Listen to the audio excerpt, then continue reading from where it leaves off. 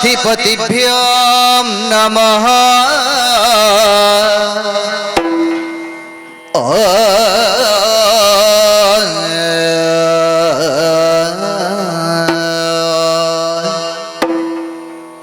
ಚಾರುಮಾಲ ಕನ್ಯಾಪುರವರ ನಿಲಯದ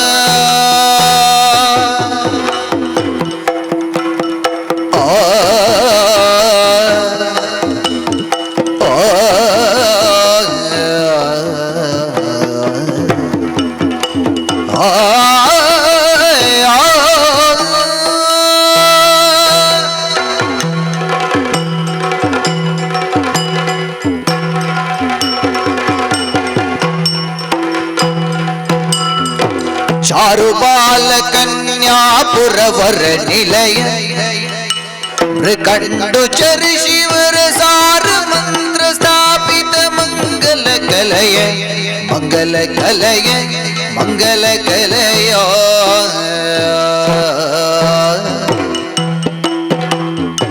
ಸಾರಕ ಪಿತ್ತ ಫಲೋ ರಸ ಭುಂಜಕ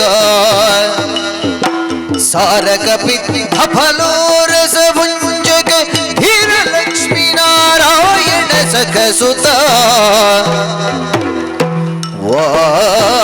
ವಾರಣಾವದನ ತ್ರೈಲೋಕ್ಯ ಸುಮೋಗನ ವಾರಣಾವದನ ವಾರಣಾಸ್ಯ ವರದಾಯಕ ಸನ್ನುತ ನಾರದಾದಿ ಮುನಿ ವಂದಿತ ಪದಯುಗ ವಾರಣಾವದನ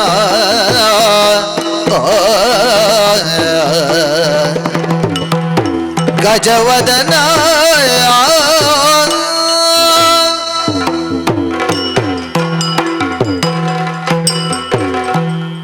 ಅಂಬೃಹದಳನೇ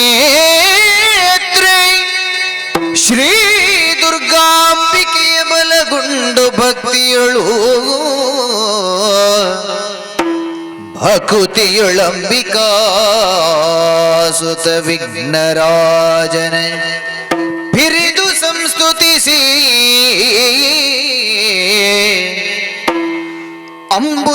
ಅಂಬುನಿಧಿಯಾತ್ಮಜಗೆ ಕೈ ಮುಗಿದು ಅಂಬುಜಾಸನ ವಾಣಿಯರ ಪಾದಾಂಬುಜಗೆ ಬಡ ಮಾಡುತ್ತ ವಡಿಬಿನಿ ಕಥಾಮೃತವೇ.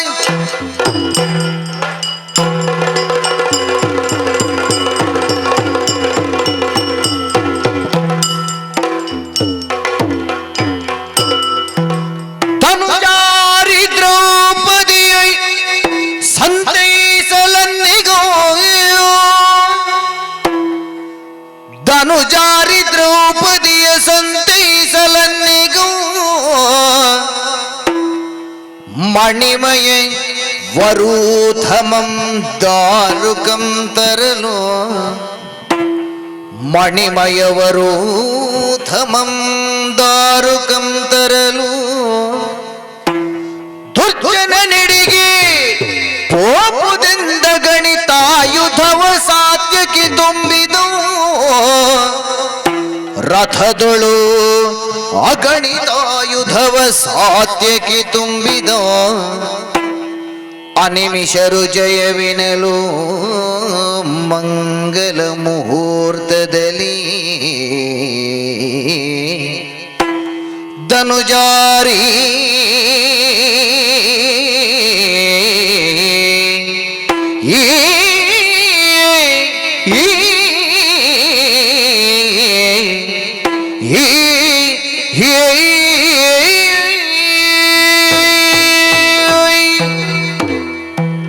ಕಲಾಪ ಯಾವುದೇ ಇರಲಿ, ಒಂದು ಪ್ರಾರಂಭ ಎಷ್ಟು ಹೊತ್ತಿಗಾಗುತ್ತದೆ, ಒಂದು ಮುಕ್ತಾಯ ಎಷ್ಟು ಹೊತ್ತಿಗಾಗುತ್ತದೆ.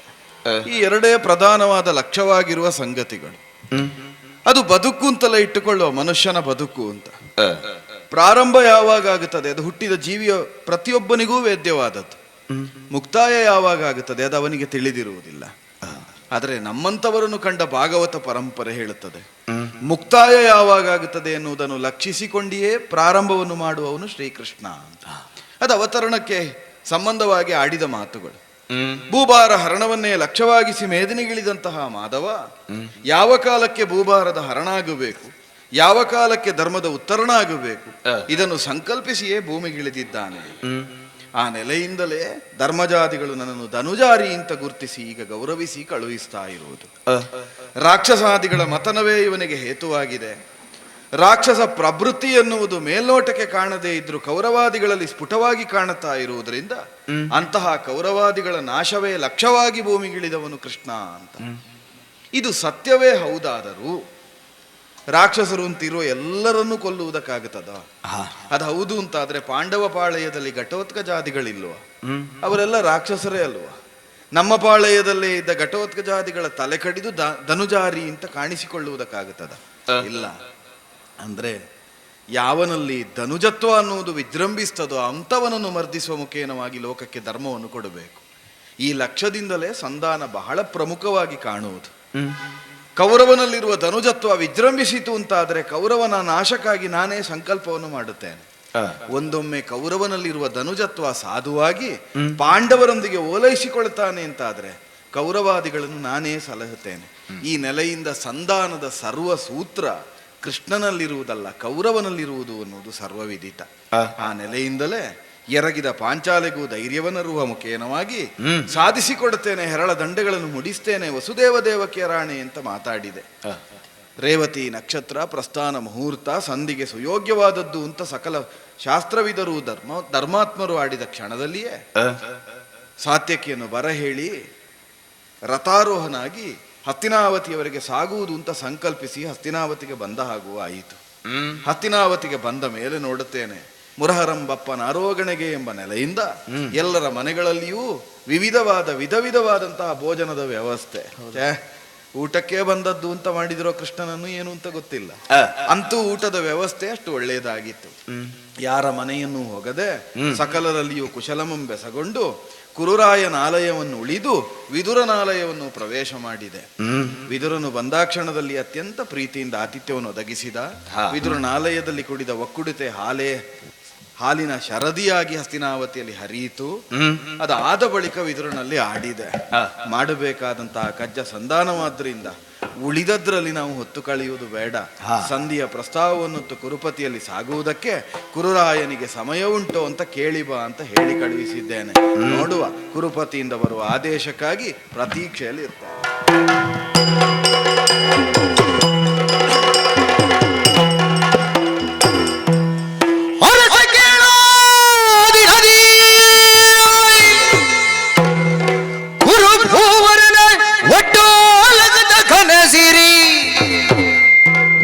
ಸಭೆಗೇನೆಂಬೆ ಸುರಭುನ ಸಭೆಯ ನಿಂದಿಸಿತು.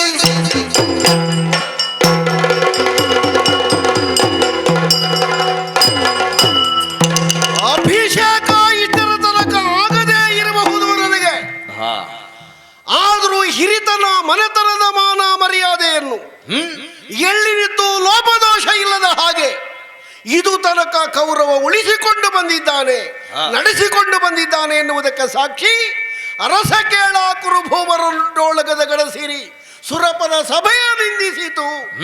ಈ ವಾಕ್ಯವನ್ನು ಹೇಳುವುದಕ್ಕೆ ಬಲವಾದ ಕಾರಣ ಇದೆ. ಏನು? ಬಾಕಿದ್ದವರು ನಮ್ಮ ಬಗ್ಗೆ ಮತ್ಸರದಿಂದ ಏನು ಬೇಕಾದ್ರೂ ಹೇಳಿ, ಆದರೆ ನಮ್ಮನ್ನು ನಾವು ಬೆಳೆಸಿಕೊಳ್ಳುವಲ್ಲಿ, ಉಳಿಸಿಕೊಳ್ಳುವಲ್ಲಿ, ನಡೆಯಿಸಿಕೊಳ್ಳುವಲ್ಲಿ ಏನು ಎಂಥದ್ದು ಎನ್ನುವುದನ್ನು ಸರಿಯಾಗಿ ಯೋಚಿಸಿ ಇದು ತನಕ ನಾವು ನಡ್ಕೊಂಡು ಬಂದಿದ್ದೇವೆ. ಇವತ್ತು ಸಂಧಾನಕ್ಕೊಬ್ಬ ಬರ್ತಾನೆ ಹೇಳಿ ಕಳಿಸಿದ್ರು, ಬೇಡ ಅಂತ ಹೇಳಿಲ್ಲ ನಾನು.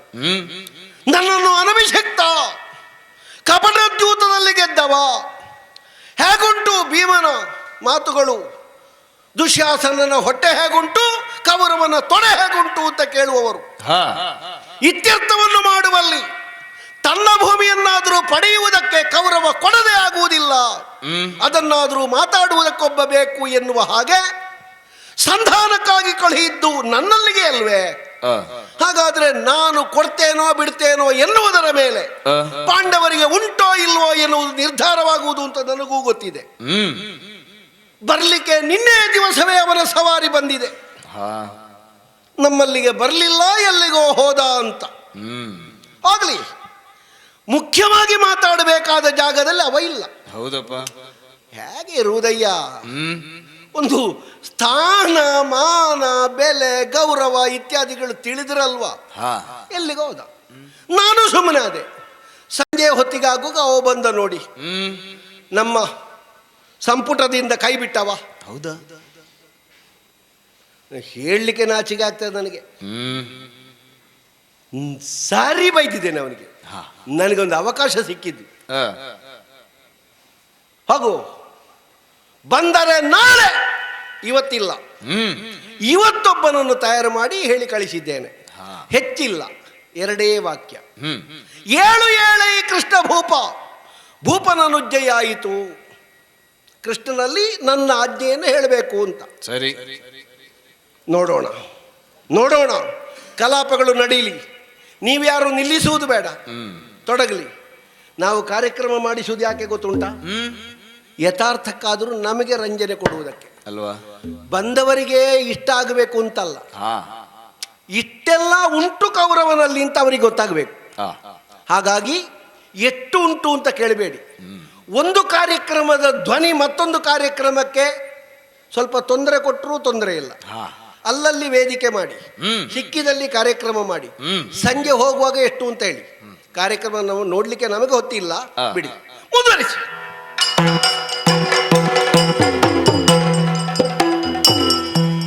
ಗುರು ಭೀಷ್ಮರ ಸುರಾರಿಗೆರಗಿ, ಗುರು ಭೀಷ್ಮರ ಸುರಾರಿಗೆರಗಿ,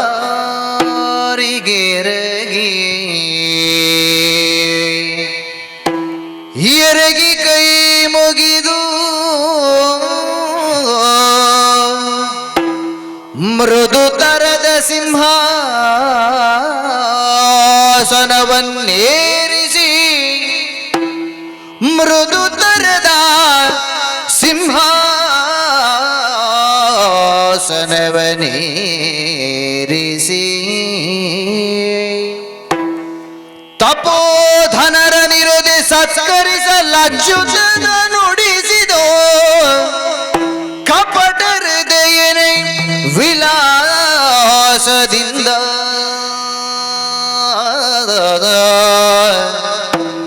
ಅಚ್ಯುತ ನುಡಿಸಿದೋ, ಕಪಟ ಹೃದಯನ ವಿಲಾಸದಿಂದ.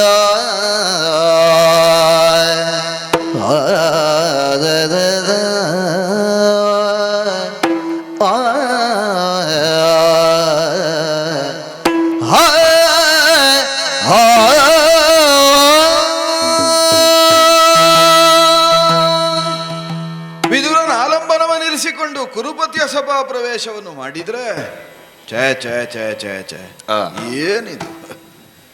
ಸಿಂಗರಿಸಲ್ಪಟ್ಟ ಸಭಾ ಕಲಾಪಗಳು, ಚಲ್ಲಿದ ಮುತ್ತುರತ್ನ ವಜ್ರ ವೈಡೂರ್ಯಾದಿಗಳು, ಸಿಕ್ಕಲ್ಲಿ ರತ್ನದ ರಾಶಿ. ಇವ ನಿಜವಾಗಿ ಅದು ಚಲ್ಲಬೇಕು ಅಂತ ಚಲ್ಲಿದ್ದಲ್ಲ, ತನ್ನಲ್ಲಿ ಉಂಟು ಅಂತ ಕಾಣಿಸುವುದಕ್ಕೆ ಚಲ್ಲಿದ್ದಾನೆ. ಓಹೋ, ಆಗಲಿ.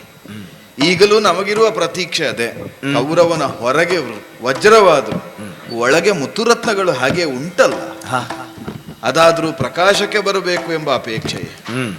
ಹೆಗಲ ಮೇಲೆ ಕೈ ಇರಿಸಿ ವಿದುರನಲ್ಲಿ ಮಾತಾಡುತ್ತಾ ಮುಂದೆ ಬಂದ್ರೆ ಇವನ ಅಪ್ಪಣೆ ಆಗಿದೆಯೋ ಹೇಗೆ? ಯಾರು ನಮ್ಮನ್ನು ಸತ್ಕರಿಸುವವರಿಲ್ಲ, ಕೇಳುವವರೇ ಇಲ್ಲ. ಆಸನಾದಿಗಳ ವ್ಯವಸ್ಥೆ ನನಗಾಗಬೇಕು ಅಂತಲ್ಲ, ಪ್ರಧಾನವಾಗಿ ನನ್ನನ್ನು ಆಶ್ರಯಿಸಿ ಬಂದ ಹಿಮ್ಮೇಳದವರಿಗೆ, ಅವರಿಗೊಂದು ವ್ಯವಸ್ಥೆ ಆಗಬೇಕಲ್ಲ. ಪರಶುರಾಮರೋ ನಾರದರೋ ಕಣ್ವಾದಿಗಳು ಬಂದಿದ್ದಾರೆ. ಈ ವಂಶಕ್ಕೆ ಹೆಣ್ಣು ಕೊಟ್ಟವರಿಂದ ತೊಡಗಿ ಈ ವಂಶದ ಏಳ್ಗೆಗೆ ಬೇಕಾಗಿ ಶ್ರಮಿಸಿದ ಋಷಿಕುಲ ನನ್ನ ಹಿಂದೆ ಬಂದಿದೆ. ಅವರಿಗೆಲ್ಲ ಸತ್ಕಾರ ಆಗಬೇಕಲ್ಲ ಅಂತ ಯೋಚಿಸುವಾಗ ಗುರು ಭೀಷ್ಮಾದಿಗಳು ಬಂದರು. ಸಕಲರನ್ನು ಸತ್ಕರಿಸಿ ಉಚಿತ ಆಸನವನ್ನಿತ್ತು ನನಗೂ ಮಣಿದಿದ್ದಾರೆ. ಇರಲಿ, ನನಗಿರುವ ಪ್ರಧಾನ ಲಕ್ಷ್ಯ ಅವನನ್ನು ಮಾತಾಡಿಸ್ತಾನೋ ಇಲ್ಲೋ ಅನ್ನುವುದಲ್ಲವಲ್ಲ, ಮಾತನಾಡಿಸುವುದಿಲ್ಲ ಅನ್ನುವ ಕಾರಣದಿಂದಲೇ ಮುಖ ತಿರುಗಿಸಿ ಕುಳಿತ ಹಾಗೆ ಕಾಣುತ್ತದೆ. ನಿಜವಾಗಿ ಯೋಚಿಸಿದ್ರೆ ಅವೆಲ್ಲ ಮಾತಾಡಬೇಕಾದ್ದು ನಾನೇ ಅಲ್ವಾ? ಸಂಧಿಯ ಪ್ರಸ್ತಾವವನ್ನು ಹೊತ್ತು ಬಂದ ನಾನೇ ಮಾತಾಡಬೇಕು ಹೊರತು ಅವ ಕರೆದು ಮಾತಾಡಿಸಬೇಕು ಎಂಬ ಪ್ರತೀಕ್ಷೆಯೇ ನಮ್ಮದು ತಪ್ಪಾಗುತ್ತದೆ. ಎಷ್ಟಾದರೂ ಹೇಳಿ ಕೇಳಿ ಸ್ಥಾನಾಪನ್ನನಾದವನಿದ್ದಾನೆ. ಸಭೆ ಅವನದ್ದು, ಸಭಾ ಕಲಾಪ ಅವನದ್ದು. ಬಂದ ಆಗಂತುಕ ಹೆದರಿ ಹೋದ್ರೆ ಹೋಗಲಿ ಎಂಬ ನಿರೀಕ್ಷೆ ಇದ್ರೆ ಹೆದರುವುದಕ್ಕೆ ಬಂದವನು ಕೃಷ್ಣ ಅಲ್ಲ, ಹೆದರಿಸುವುದಕ್ಕೆ ಬಂದವನು ಅಲ್ಲ. ಅದರಿಂದ ಮಾತಾಡಬೇಕಾದ್ದು ಧರ್ಮರಾಯನ ಪ್ರತಿನಿಧಿಯಾಗಿ. ಅದಕ್ಕೆ ತೊಡಗಬೇಕು ಅಂತಾದ್ರೆ ಇವ ನನ್ನನ್ನೊಮ್ಮೆ ಸ್ವೀಕರಿಸಬೇಕು. ಸ್ವೀಕರಿಸುವುದಕ್ಕೆ ಬೇಕಾಗಿ ಒಂದು ನೆಂಟತನದಲ್ಲಿ ಮಾತಾಡಿಸುವ. ಅದಕ್ಕೆ ಏನಂತೆ, ಅರಸ ಅರಸ ಮುನಿದಿ ಹೇಗೆ ಅರಸ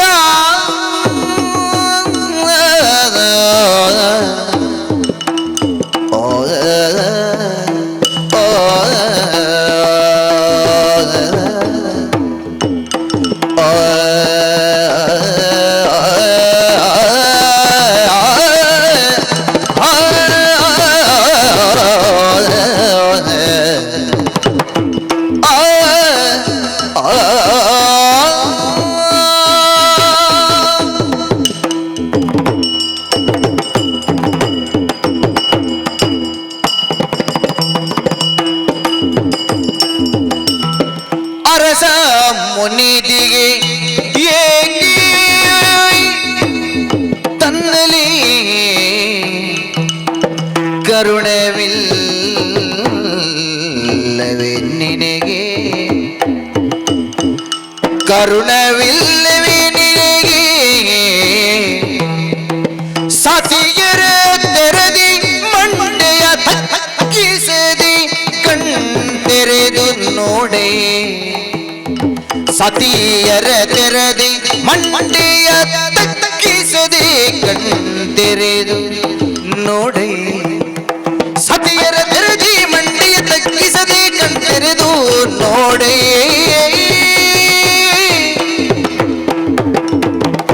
ಅರಸ ಮುನಿದಿಗೆ ತನ್ನಲಿ ಅರಸ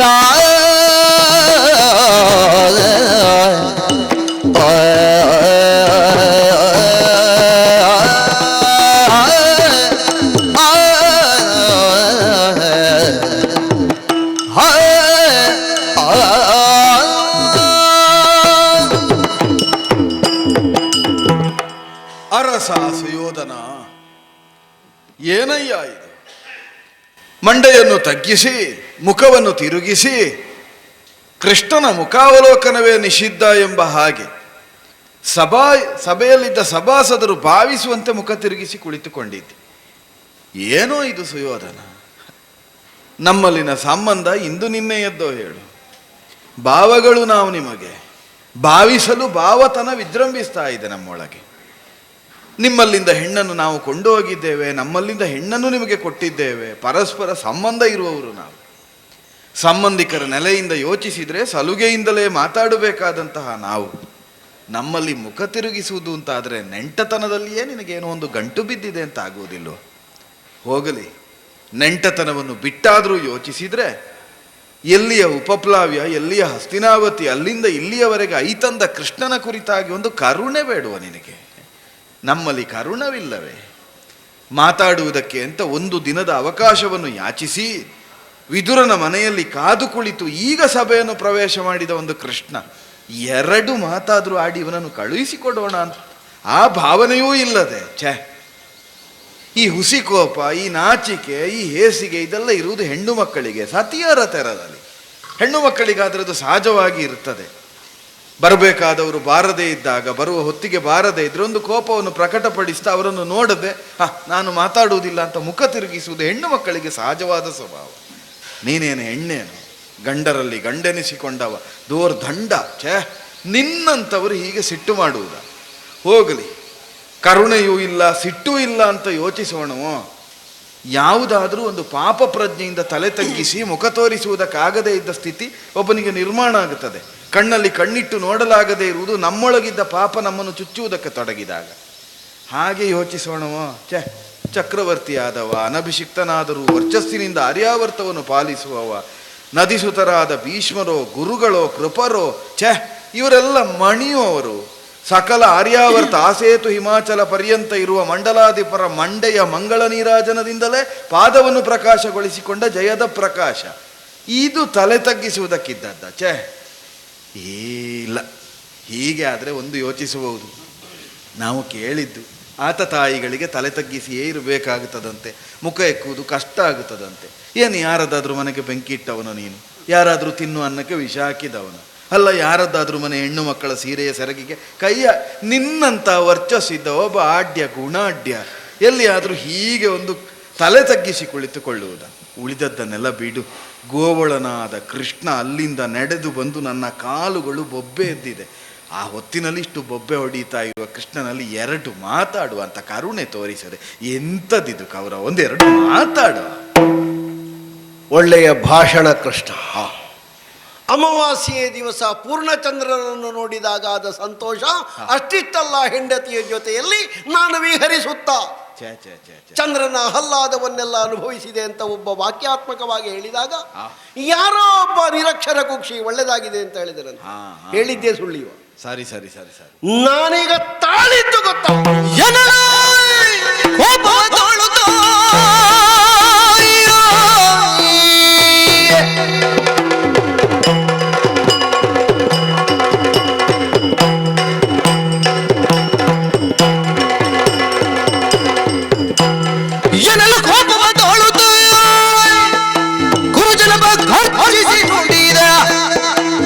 ನಿನಗೆ ಮಾತುಗಳೇಕೆ ನೋಡಿದೆ ಗುಣಗಳೆಲ್ಲ. ಕೃಷ್ಣ ಸುಯೋಧನ, ನಾನು ಕೋಪ ತಾಳಬೇಕು ಅಂತ ಇದ್ರೆ ನನ್ನ ಕೋಪಕ್ಕೆ ನೀನು ಈಡ. ಈ ಕೋಪತಾಪಗಳು ಯಾರಲ್ಲಿ ಯಾರಿಗೆ ಬರುವುದು ಅಂತ ಇಲ್ವೋ? ಬಂದಿದ್ದು ಸಿಟ್ಟು ನನಗೆ. ಆದ್ರೆ ಅದನ್ನು ನಿನ್ನಲ್ಲಿ ವ್ಯಕ್ತಪಡಿಸುವುದಕ್ಕೆ ಪಾತ್ರ ಇಲ್ಲ ಅಂತ ಹೇಳಿ ಎನಲು ಕೋಪವ ತಾಳ್ದು ಅದನ್ನು ಸಮಾಧಾನಪಡಿಸಿ ಅದನ್ನು ತಡೆದು ನಿಲ್ಲಿಸಿ ನಾನು ಕೂತ್ರೆ ನನ್ನ ಕುಳಿತ ಭಂಗಿಗೆ ಏನು ವಾಕ್ಯ ಸರಣಿ. ನೀ ಬೆಂಕಿ ಕೊಟ್ಟಿದ್ಯಾ, ಸಾಕಿದ್ಯಾ, ನಿನ್ನ ದುರ್ಬುದ್ಧಿ. ನನ್ನ ಬದುಕಿನ ವಿಸ್ತಾರಕ್ಕೆ ನಾನು ಏನೂ ಮಾಡಿದ್ದೇನೆ, ಅದು ಯಾವುದು ನಿನ್ನೆದುರು ಮಾಡುವುದಿಲ್ಲ. ಯಾಕಂದ್ರೆ ಅದನ್ನು ನನಗಿಂತ ಮೊದಲು ನೀ ಮಾಡಿದವ. ನಿನ್ನಲ್ಲಿ ನಾನು ಪ್ರಯೋಜನ ಇಲ್ಲದೆ ಇದ್ದದ್ದನ್ನು ತೋರಿಸುವುದೇ ಇಲ್ಲ. ಒಳ್ಳೆಯದು ಒಳ್ಳೆಯದು. ನಷ್ಟ ಮಾಡಿಕೊಳ್ಳಿಕ್ಕೆ ನಾವು ತಯಾರಿಲ್ಲ. ಸರಿ ಸರಿ. ಯಾವುದಾದ್ರೂ ನಮ್ಮ ಜೀವನ ವ್ಯಾಪಾರ ಉಂಟಲ್ಲ, ಕೈ ಸುಟ್ಟುಕೊಳ್ಳುವ ಪ್ರಸಂಗವೇ ಇಲ್ಲ. ನಾವಂತ ಪ್ರಸಂಗದಲ್ಲಿ ಭಾಗವಹಿಸುವುದೇ ಇಲ್ಲ. ಕೈಯಲ್ಲಿ ಇರುವುದೇ ಧನರೇಖೆ, ನೀವು ಮುಟ್ಟಿದ್ದೆಲ್ಲ ಬಂಗಾರ ಅಲ್ವ. ಅದಕ್ಕೆ ಅಲ್ವಾ ರಾಜಸೂಯಾಧ್ವರದಲ್ಲಿ ನನ್ನನ್ನೇ ಕೂತುಕೊಳ್ಳಿಸಿದ್ದು. ಕೋಶಾಧ್ಯಕ್ಷ ನಿನ್ನನ್ನು ಮಾಡಿದ್ದು ಅದು ಮತ್ತೆ ಗೊತ್ತಾಯ್ತು ನನಗೆ. ಅವರಿಗೆ ಎಷ್ಟು ಬಂದಿದೆ ಅಂತ ಪೂರ್ತಿ ಲೆಕ್ಕ ನನಗೆ ಸಿಕ್ಕಿದರೆ ನಾನು 1 ವಾರ ನಿದ್ದೆ ಮಾಡಲಿಕ್ಕಿಲ್ಲ ಅಂತ ಪಾಂಡವರಿಗೆ ಗೊತ್ತಾಗಿ ನನ್ನಲ್ಲಿ ಕೂತುಕೊಳ್ಳಿಸಿದ್ದು. ಇದೆಲ್ಲ ಬಿಡು. ನೀನು ಯಾರು ಅಂತ ನನಗೆ ಸ್ಪಷ್ಟ ಗೊತ್ತಿತ್ತು. ಆದರೆ ಅದನ್ನು ನಾನು ಧರ್ಮರಾಯನ ಮಾತಿನಿಂದ ಎಣಿಸಿರಲಿಲ್ಲ. ನಮ್ಮ ಸಂಜಯ ಬಂದ ಮೇಲೆ ಸಂಜಯನಲ್ಲಿ ಧರ್ಮರಾಯ ಹೇಳಿದ ವಾಕ್ಯವನ್ನು ಅನುಸರಿಸಿ ಏನಿದ್ರು ಎಷ್ಟಿದ್ರೂ ನಮ್ಮ ಬೀಗ ಲಕ್ಷ್ಮೀ ರಮಣ ಅಂತವನಿಂದ ಕೊಂಡಾಡಲ್ಪಟ್ಟಿದ್ದಾನೆ.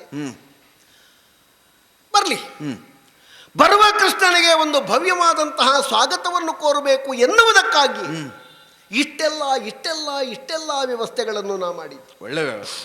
ಆದರೆ ನೀನು ನಿನ್ನ ಜಾತಿ ಬುದ್ಧಿ ಉಂಟಲ್ಲ, ಅದ್ಯಾವುದದು? ಅದನ್ನು ತೋರಿಸಿದೆ. ಅದ್ಯಾವುದು? ಗೋಪನ ಗುಣಗಳನ್ನೆಲ್ಲ ತೋರಿಸಿದೆ. ಏನು ಕೊಟ್ರು, ಎಷ್ಟು ಕೊಟ್ರು, ಎಲ್ಲಿ ಕೂತುಕೊಳ್ಳಿಸಿದ್ರು ಅದರ ಹುಟ್ಟು ಗುಣ ಅಂತ ಉಂಟಲ್ಲ, ಅದು ಗಟ್ಟ ಹತ್ತಿದ್ರೂ ಬಿಟ್ಟು ಹೋಗುವುದಿಲ್ಲ, ಹೋಗಬಾರದಯ್ಯ. ಅದರ ನಿಜ ಸ್ವಭಾವವನ್ನು ಈ ಬೆಗಡೆ ಬಂಗಾರಗಳೆಲ್ಲ ಇದ್ದಾವೆ, ಅದು ಪಳಪಳ ಹೊಳೆಯುತ್ತದೆ. 2 ಸಲ ಕೈಯಿಂದ ತಿಕ್ಕಿ ತೊಳೆದರೆ ನಿಜ ಬಣ್ಣ ಬಿಡ್ತದೆ, ಯಥಾರ್ಥ ಬಣ್ಣ ಹೋಗ್ತದೆ. ಹಾಗೆ ನೀನು ಮಾಡಿದ್ದಲ್ಲದೆ ನೀನು ಬೇರೆ ಏನು ಮಾಡಿದೆ ಈಗ ಹೇಳ್ತಿ. ನೀನು ಯಾಕೆ ಬಿಗುಮಾರದಿಂದ ಕೂತಿದ್ದಿ? ಮುಖ ಗಂಟಿಕ್ಕಿ ಒಂದು ನಗಾಡಬಾರ್ದ?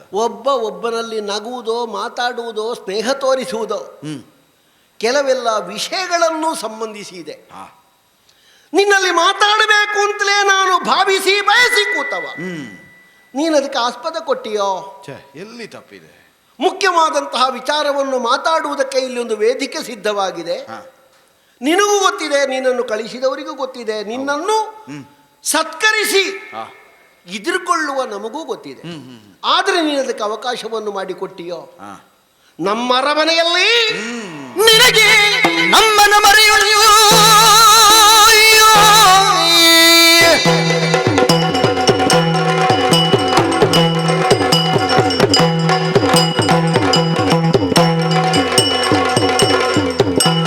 ನಿನಗೆ ನಮ್ಮರ ಮನೆಯೊಳೋರು ಕಡೆಗೆ ಮನವಾಗದಿರಿಯೇ ಗಂಗಾಧರ ಗುರುಗುರುವಲಾಲಯದಿ ಭೋಜನವನ್ನೊಳಿದು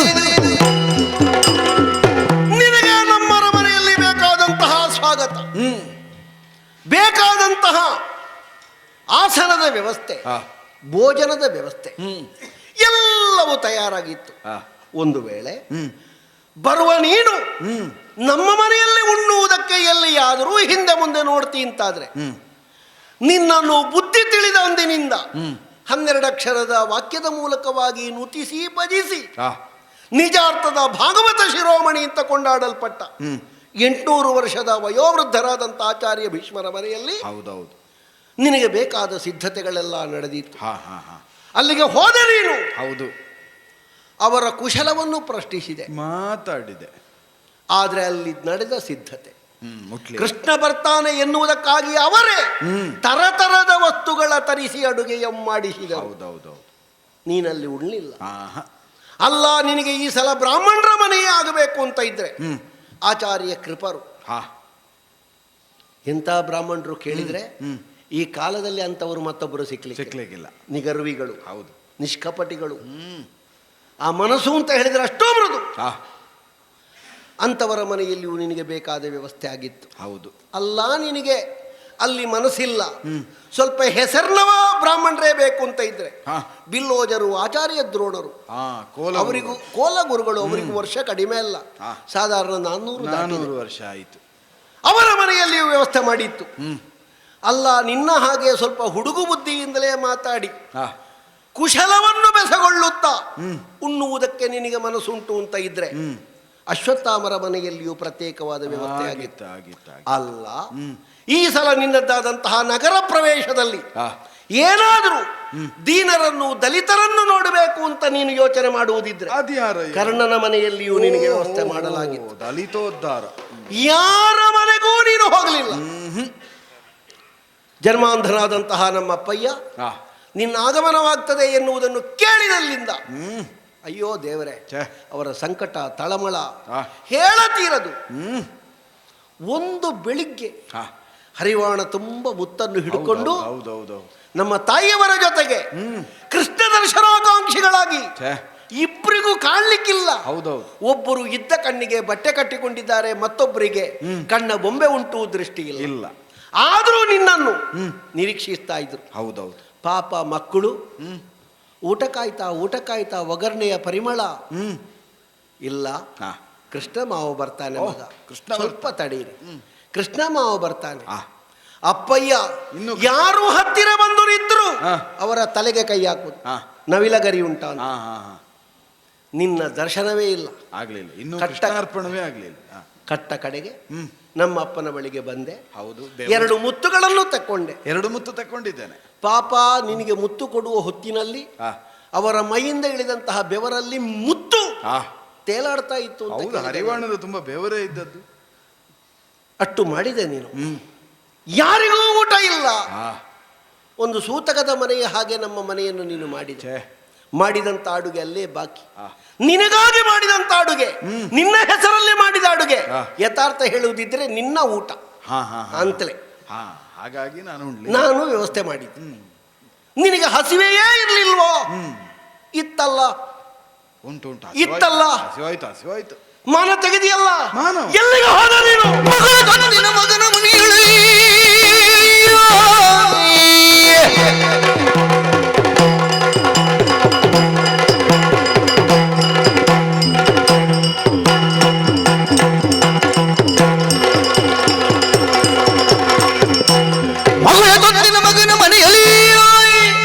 ಸೊಗಸಿನಿಂದಲೇ ಹಸಿವನಿಗಿದೆ. ಬಗೆಳೆಲ್ಲ ಪಾಂಡವರು ನೀ ನಗಡು ಎನಗೆ,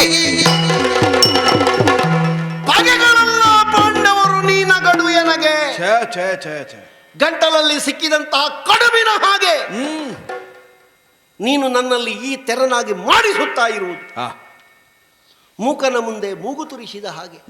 ಯಥಾರ್ಥಕ್ಕೂ ಗೊತ್ತುಂಟು, ಮೂಕರ ಮುಂದೆ ಮೂಗು ತುರಿಸಬಾರದು. ಮೂಗು ತುರಿಸಿದರೆ ಅವರಿಗೆ ಕೋಪ ಬರ್ತದೆ. ಇದ್ದಲ್ಲಿಂದ ಸಿಕ್ಕಿದ್ದನ್ನು ತೆಗೆದು ಬಿಸಾಡ್ತಾರೆ. ಆಗ ಬಾಕಿದವರು ಹೇಳ್ತಾರೆ ಅವನಿಗೆ ತಲೆ ಸರಿ ಇಲ್ಲ. ಆ ತಲೆ ಸರಿ ಇಲ್ಲ ಅಂತ ಮಾಡಿಸುವುದಕ್ಕಾಗಿಯೇ ಈಚೆ ಬುದ್ಧಿವಂತ ಬೇಕು ಅಂತಲೇ ಯಾವುದೋ ಒಂದು ಹುನ್ನಾರವನ್ನು ತೆಗೆದು ಹಾಕಿದ ಹಾಗೆ. ನಾನು ಸಭ್ಯನಾಗಿ ದುರ್ಬುದ್ಧಿಯವನಾದರೂ ಸಭ್ಯನಾಗಿ ಈ ಪ್ರಸಂಗದಲ್ಲಿ ಬೇಡ ನಮ್ಮದೆಂಥದ್ದು. ಒಂದು ಆಗುವುದಿದ್ರೆ ಆಗಲಿ, ಇದಕ್ಕೊಂದು ಇತ್ಯರ್ಥ ಮಾಡಿಬಿಡೋಣ ಎನ್ನುವಂತಹ ಮೃದು ಧೋರಣೆಯಿಂದ ನಾನು ಕುಳಿತರೆ ನಿನಗದು ಮನಸ್ಸಿಲ್ಲ. ನನ್ನ ಸಭೆಯನ್ನು ಪ್ರವೇಶ ಮಾಡಿದೆ, ವಿದುರನ ಹೆಗಲಿಗೆ ಕೈ ಇಟ್ಟುಕೊಂಡು. ವಯೋವೃದ್ಧನಾದಂತಹ ವಿದುರನ ಪ್ರಾಯ ಎಲ್ಲಿ, ನಿನ್ನದ್ದೆಲ್ಲಿ? ಹುಡುಗನಾದ ನಿನ್ನ ಹೆಗಲಿಗೆ ಅವ ಕೈ ಇಟ್ಟರೆ ಸರಿ, ಅವನ ಹೆಗಲಿಗೆ ನಾ ಕೈ ಇಟ್ಟ. ಹೌದಲ್ಲ? ಹಾಗಾದರೆ ನನಗೆ ಅರ್ಥ ಆಗ್ತದೆ. ಏನು? ವರ ಸಮ್ಮಿಳಿತ ಬಹಳ ಲೇಸಾಗಿದೆ. ಬಂದವ ನೀನು ಏನು ಮಾಡಿದೆ ಅಂತ ನಾನು ಬಾಯಿ ಬಿಟ್ಟು ಹೇಳುವುದಿಲ್ಲ. ಇಲ್ಲಿ ಆದದ್ದು ನಿನಗೂ ಗೊತ್ತಿದೆ, ನನಗೂ ಗೊತ್ತಿದೆ. ಸಿಂಹಾಸನವೇ ಒಮ್ಮೆ ಮಗುಚಿ ಬೀಳುವ ಹಾಗಾಯಿತು ಆಗಿದೆ. ಈ ಕಾರಣ ಸ್ಥಾನದಲ್ಲಿ ನೀನಿರುವ ಕಾರಣ ಒಂದನ್ನು ಬೀಳಿಸುವುದಕ್ಕೆ, ಒಂದನ್ನು ಮಗುಚಿ ಹಾಕುವುದಕ್ಕಾಗಿಯೇ ನೀನು ಬಂದವ. ಇದು ಯಾವುದು ಸರಿಯಾಗಬೇಕು ಅಂತ ನಿನಗಿಲ್ಲ. ಎಲ್ಲವನ್ನು ಎಬ್ಬಿಸಿ ಹಾಕಿ ಸೊಸೆಗೆ ಅತ್ತೆ ಏನೋ ಒಂದು ಕೆಲಸ ಹೇಳುವಾಗ ಮಗುವಿಗೆ, ಮಲಗಿದ ಮಗುವಿಗೆ ಚಿವುಟಿ ಮಗು ಕೂಗುತ್ತಾ ಉಂಟತ್ತೆ ಅಂತ ಹೇಳಿದ ಹಾಗೆ ನಿನಗೆ ಏನಾದರೂ ಒಂದು ಮಾಡಬೇಕು, ಏನಕ್ಕೇನೋ ಅದರಿಂದ ಪರಿಣಾಮವನ್ನು ಹೊಂದಬೇಕು. ನೀನು ಗೋಡೆಗೆ ಚೆಂಡು ಹೊಡೆದು ಪ್ರತಿಯಾಗಿ ಬಂದು ನಮ್ಮ ಕೈಗೆ ಸಿಕ್ಕುವ ಹಾಗೆ ನಿನಗೆ ಆಡುವುದಕ್ಕೆ ಬೇರೆಯವರು ಬೇಕು ಅಂತ ಇಲ್ಲ. ಇದ್ರಿಗೆ ಗೋಡೆ ಇದ್ರೂ ಸಾಕಾಗ್ತದೆ ಕೃಷ್ಣ. ಕುಶಲ ರಾಜಕಾರಣಿ ಅಂತ ನಿನ್ನನ್ನು ಹೇಳಲೆ ಅಲ್ಲ, ಕುಟಿಲ ರಾಜಕಾರಣಿ ಅಂತ ನಿನ್ನನ್ನು ಹೇಳಲೆ. ಬೇಕು ಬೇಕು ಅಂತಲೇ ನಮ್ಮ ಮೂಗು ಕೊಯ್ದು ಕನ್ನಡಿ ತೋರಿಸಿ ಹೇಗುಂಟು ಅಂತ ಹೇಳಿದ ಹಾಗೆ. ಎಂತಹ ಅವಮರ್ಯಾದೆ! ಇಷ್ಟೊಳ್ಳೆಯ ವ್ಯವಸ್ಥೆಯನ್ನು ನಿನಗಾಗಿ ನಾವು ಮಾಡಿದ್ರೆ ಬೇಕಾದ ಪಾಚಕರು ನಿನ್ನ ಜೊತೆಯಲ್ಲಿದ್ದಾರೆ. ಹೌದು. ಬೇಕಾದ್ರೆ ಅಡುಗೆ ಮಾಡಿಸಿಕೊಳ್ಳುವುದಕ್ಕೆ ನಿನ್ನಲ್ಲಿ ಸಕಲ ವ್ಯವಸ್ಥೆಯೂ ಇದೆ. ಅಕ್ಷೋಹಿಣಿ ಸಂಖ್ಯೆಯಲ್ಲಿ ನಿನ್ನ ಹಿಂದಿನಿಂದ ಜನ ಬಂದಿದೆ. ಇಷ್ಟಿದ್ರೂ ಎಲ್ಲಿಗೆ ಹೋದೆ ನೀನು? ವಿದುರನಾಲಯಕ್ಕೆ. ಅವನ ಮನೆಗೆ ಹೋದಿಯಂತೆ. ಅವನ ಅಂಗಳದಲ್ಲಿ ನಿಂತು ಅನ್ನಪಾನಗಳಿಲ್ಲದೆ ಬಳಲಿಲ್ಪೆ ನಾನು. ಹೊಟ್ಟೆ ಮಾಡ್ಕೊಂಡಿದ್ದೇನೆ. ನಿನ್ನ ನಾಲಿಗೆಗೆ, ನಿನ್ನ ಹೊಟ್ಟೆಗೆ ಬೆಂಕಿ ಬೀಳಲಿಕ್ಕೆ. ಅವನ ಮನೆಯಲ್ಲಿ ಎಂಥದ್ದು ಆಗಲಿಲ್ಲ. ಅವನ ಮನೆಯಲ್ಲಿ ಅಡುಗೆ ಮಾಡುವುದಿಲ್ಲ. ಸಂಜೆ ಬಂದು ಇಲ್ಲಿ ಉಳಿದದ್ದನ್ನು ತಕೊಂಡೋಗಿ ಬಿಸಿ ಮಾಡಿ ಮಾರನೇ ದಿವಸ ಊಟ ಮಾಡುದ. ಅವ ಅಡುಗೆ ಮಾಡುವುದಿಲ್ಲ. ಮಕ್ಕಳ ಮರಿಗಳ ಒಂದು ಹಸ್ತಿನಾವತಿಯ ಮಂತ್ರಿಯ ದೌರ್ಭಾಗ್ಯ ನೋಡು. ಮಂತ್ರಿಯನ್ನು ಸಂಪುಟದಿಂದ ತೆಗೆದಿದ್ದೇವೆ ನಾವು. ಈಗ ಮಂತ್ರಿ ಇಲ್ಲ. ಜಾಗ ಇದ್ರೆ ಹಿಂದೆ ಕೂತ್ಕೊಂಡು ಹೋಗುದು, ಇಲ್ಲದಿದ್ರೆ ನಿತ್ತು ಸ್ವಲ್ಪ ಹೊತ್ತು ಹೋಗುದು. ಅವನನ್ನು ನಾವು ಈಗ ಇದಕ್ಕೆ ಲೆಕ್ಕಾಚಾರದಲ್ಲಿ ಇಲ್ಲ. ಲೆಕ್ಕಕ್ಕಿಲ್ಲದೆ ಇದ್ದವ ಅವ ಮೊದಲಿಂದಲೂ ಹಾಗೆ. ಹುಟ್ಟುವಾಗಲೇ ಅವನ ಹುಟ್ಟಿಗೆ ಕಾರಣಭೂತರಾದವರು ಹೇಳಿದ್ದಾರೆ ಇದು ಲೆಕ್ಕಕ್ಕಿಲ್ಲದ್ದು, ಇದು ದಾಸೀಪುತ್ರ. ಇಲ್ಲದೆ ಇದ್ರೆ ಅಂತವ ಅಷ್ಟು ವಿದ್ಯಾವಂತ, ಅಷ್ಟು ಪ್ರೌಢ ಇದ್ರು ಯಾಕೆ ಸಿಂಹಾಸನಕ್ಕೆ ಅರ್ಹನಾಗಲಿಲ್ಲ? ಅವ ದಾಸೀಪುತ್ರ. ಹೆಚ್ಚು ಹೇಳುವುದಿದ್ರೆ ವಿಚಿತ್ರ ವೀರ್ಯರ ಬಂಗಾರದ ಮಂಚವನ್ನು ಕಾಯುವಂತಹ ದಾಸಿಯ ಹೊಟ್ಟೆಯಲ್ಲಿ ಹುಟ್ಟಿದವ ಅವ. ಹೀನ ಕುಲದವ, ಕುಲವಿಹೀನ. ಅವ ಎಷ್ಟಾದ್ರೂ ಏನಾದ್ರೂ ದಾಸೀಪುತ್ರನಾಗಿ, ಹೀನ ಕುಲದವನಾಗಿ, ಕುಲವಿಹೀನನಾಗಿ ಇದ್ದಂತಹ ವಿದುರನ ಮನೆಯಲ್ಲಿ ನಿನ್ನ ಹಸುವೆಯನ್ನು ನೀಗಿದೆ ಅಂತ ಆದ್ರೆ ನಾನು ಏನು ಹೇಳಬೇಕು? ಆ ಜಾತಿ ಕೆಟ್ಟವನ ಮನೆ ನಿನಗೆ ಸಿಕ್ಕಿದ್ದ, ಆ ಕುಲ ಇಲ್ಲದವನ ಮನೆ ನಿನಗೆ ಸಿಕ್ಕಿದ್ದ. ನಮ್ಮಂತಹ ಮರ್ಯಾದಸ್ಥರ ಒಂದು ಆತಿಥ್ಯವನ್ನು ಕಡೆಗಣಿಸಿ ಅಲ್ಲಿಗೆ ಹೋಗುವಷ್ಟು ಏನಿತ್ತು? ನೋಡು ನೋಡು ನೋಡು ನೋಡು, ನೀನು ಸಿಟ್ಟು ಮಾಡುವಾಗಲೇ ಒಂದು ಪ್ರಕರಣ ಆಗಿ ಹೋಯ್ತು. ಅವ ತರುವಾಗಲೇ ನಾನು ಹೇಳಿದ್ದೇನೆ ಬಿಲ್ಲೆಲ್ಲ ಬೇಡ, ಸಭೆಗೆ ಎಂಥದ್ದಕ್ಕೆ ಬಿಲ್ಲು ತಕೊಂಡು ಬಂದ ವಿದುರ. ಈಗ ನೀನು ಇಷ್ಟ ಹೇಳುವಾಗ ಅವನಿಗೆ ಆವೇಶ ಬಂತು. ನಿನಗೆ ಬಂದದ್ದೇ ಆವೇಶ ಅಂತ ನೋಡಿದ್ದು ನಾನು, ಅವನಿಗೆ ಅದಕ್ಕಿಂತ ಹೆಚ್ಚು ಬಂತು. ಏನು ಗೋವಳನೆಂದು ಹರಿಯ ನಿಂದಿಸಿದೆಯ, ನನ್ನ ಕುಲವ ಎಲ್ಲರೂ ಬಲ್ಲರು, ಇಂಥದ್ದೊಂದಷ್ಟು ಮಾತಾಡಿದ ನೋಡು. ಸುಮ್ಮನೆ ಕದನದಿ ನಿನ್ನ ತಲೆ ಕಾಯುವೆನೆನ್ನುತ್ತ ಕಾಯ್ದಿರಿಸಿದ ಒಂದು ಕೈದುವನ್ನು ಕೈ ಚೆಲ್ಲುವ ಹಾಗೆ ಮಾಡಿಬಿಟ್ಟೆ. ಛೇ, ಇದು ಅವನಲ್ಲಿ ಒಂದು ಬಿಲ್ಲಿತ್ತು ಅಂತಲೂ ನಮಗೆ ಗೊತ್ತಿಲ್ಲ. ಅವ ಹೀಗೊಂದು ಶಪಥದಲ್ಲಿ ಇದ್ದ ಅಂತಲೂ ನಮಗೆ ತಿಳಿದದ್ದಲ್ಲ. ನಮಗೆ ಗೊತ್ತಿಲ್ಲದ್ದು ಗೊತ್ತಿಲ್ಲದ ಹಾಗೆ ಹೋಗ್ತಿದ್ರು. ದೊಡ್ಡ ತಲೆ ಬಿಸಿ. ಈಗ ಮುರ್ದ ಇಷ್ಟರವರೆಗೆ ಬಿಲ್ಲು ತೆಕ್ಕೊಂಡು ಬಂದ ಪ್ರಸಂಗ ಇಲ್ಲ. ನಾನು ಅವನಿಗೆ ಬೈಯುವುದು ಹೊಸ್ತು ಅಲ್ಲ. ಯಾಕೆ ಕೇಳಿದ್ರೆ ನಮಗೆ ಬಹಳ ಸಲುಗೆಯವ. ಸಂಜೆ ಹೊತ್ತಿನಲ್ಲಿ ಅವನ ಮನೆಯಲ್ಲಿ ನಾವು ಫಲಾಹಾರ ಮಾಡಿದ್ರು, ಇಲ್ಲಿಗೆ ಬರುವಾಗ ಅವ ಬೇರೆ ನಾವು ಬೇರೆ. ಅವನನ್ನು ಚಿಕ್ಕಪ್ಪ ಅಂತ ಕರೆಯದೇ ಇದ್ದ ದಿನವೂ ಇಲ್ಲ, ಕರೆಯುವ ಅನಿವಾರ್ಯತೆಯೂ ನಮಗಿಲ್ಲ. ಸರಿ, ಅಂಥವನನ್ನು ನಾನು ದೂಷಿಸುವುದೋ ಬೈಯುವುದೋ ಅವನಿಗೆ ವೈರಾಗ್ಯ ಬಂದದ್ದೇ ಇಲ್ಲ. ಬರುವುದಿದ್ರೆ ಯಾವತ್ತೋ ಬರಬೇಕಿತ್ತು. ಹಾಗಾದ್ರೆ ಈ ಪ್ರಸಂಗದಲ್ಲಿ ಈಗ ಹೀಗೆ ಯಾಕೆ ಮಾಡಿದ? ಒಂದೇ ಉತ್ತರ, ಏನು? ನೀನು ನಿನ್ನೆ ಒಂದು ರಾತ್ರಿ ಅಲ್ಲಿ ಇದ್ದೆ, ಒಂದು ಜನವನ್ನು ನೀನು ನಿನ್ನ ಬುಟ್ಟಿಯಲ್ಲಿ ಹಾಕಿಕೊಂಡೆ. ಈಗ ಆಗುವ ಅನಿಷ್ಟಕ್ಕೆಲ್ಲ ಶನೀಶ್ವರನೇ ಕಾರಣ ಅಲ್ಲ. ಒಂದು ಕುಡುತ್ತೆ ಹಾಲು ನೀನು ಕುಡಿದದ್ದರಿಂದ ಒಂದು ಬಿಲ್ಲು ಹೋಯ್ತಿಲ್ಲ. ಓಹೋ, ಹಾಲಿನ ಬಿಲ್ಲು ಅದ್ದಲ್ಲ, ಅದು ಗೊತ್ತಾಯ್ತು ನನಗೆ. ನೀನು ಕುಡಿದ ಹಾಲಿನ ಪರಿಣಾಮವಾಗಿಯೇ ಈ ಬಿಲ್ಲು ಅಂತ ನನಗೆ ಅರ್ಥ ಆಗಿದೆ. ಯಾರಲ್ಲಿ ಆ ತುಂಡಾದ ಬಿಲ್ಲನ್ನು ಪ್ರಾಚ್ಯ ವಸ್ತುಗಳಿಡುವ ಸಂಗ್ರಹಾಲಯದಲ್ಲಿ ಇಡಿ. ಅದು ವಿದುರನ ಬಿಲ್ಲು ಅಂತ ನಾಳಿನ ದಿವಸದಲ್ಲಿ ಎಲ್ಲರಿಗೂ ಗೊತ್ತಲ್ಲ, ಒಂದು ಬರೆದಿಡಿ ಕೆಳಗೆ.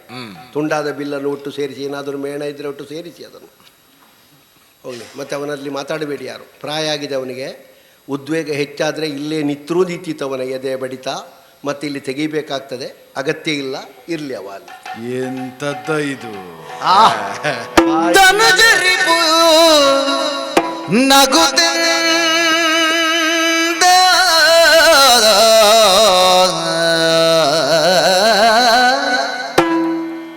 ಧನುಜರಿಪು ನಗುತ್ತಿಂದ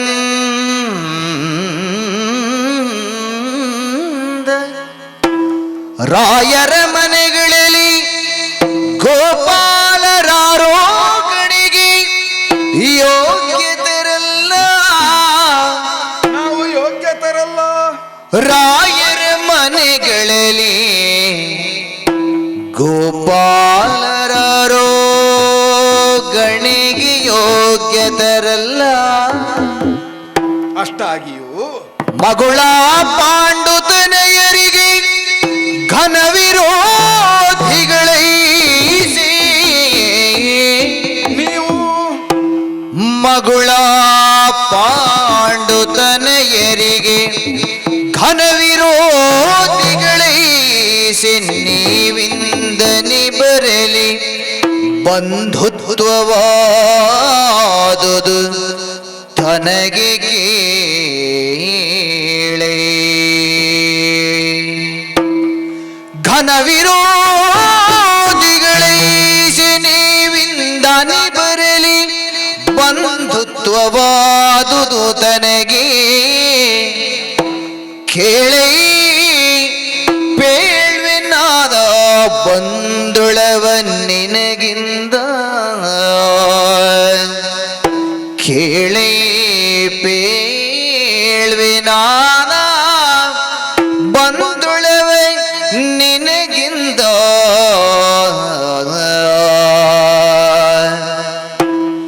ಧನುಜರೆ ಪುನಗುತ್ತಿಂದ ರಾಯರ ಮನೆಗಳಲ್ಲಿ ಗೋಪಾಲರಾರೋಗಣಿಗೆ ಯೋಗ್ಯತರಲ್ಲ. ನಗುತ್ತಿಂದ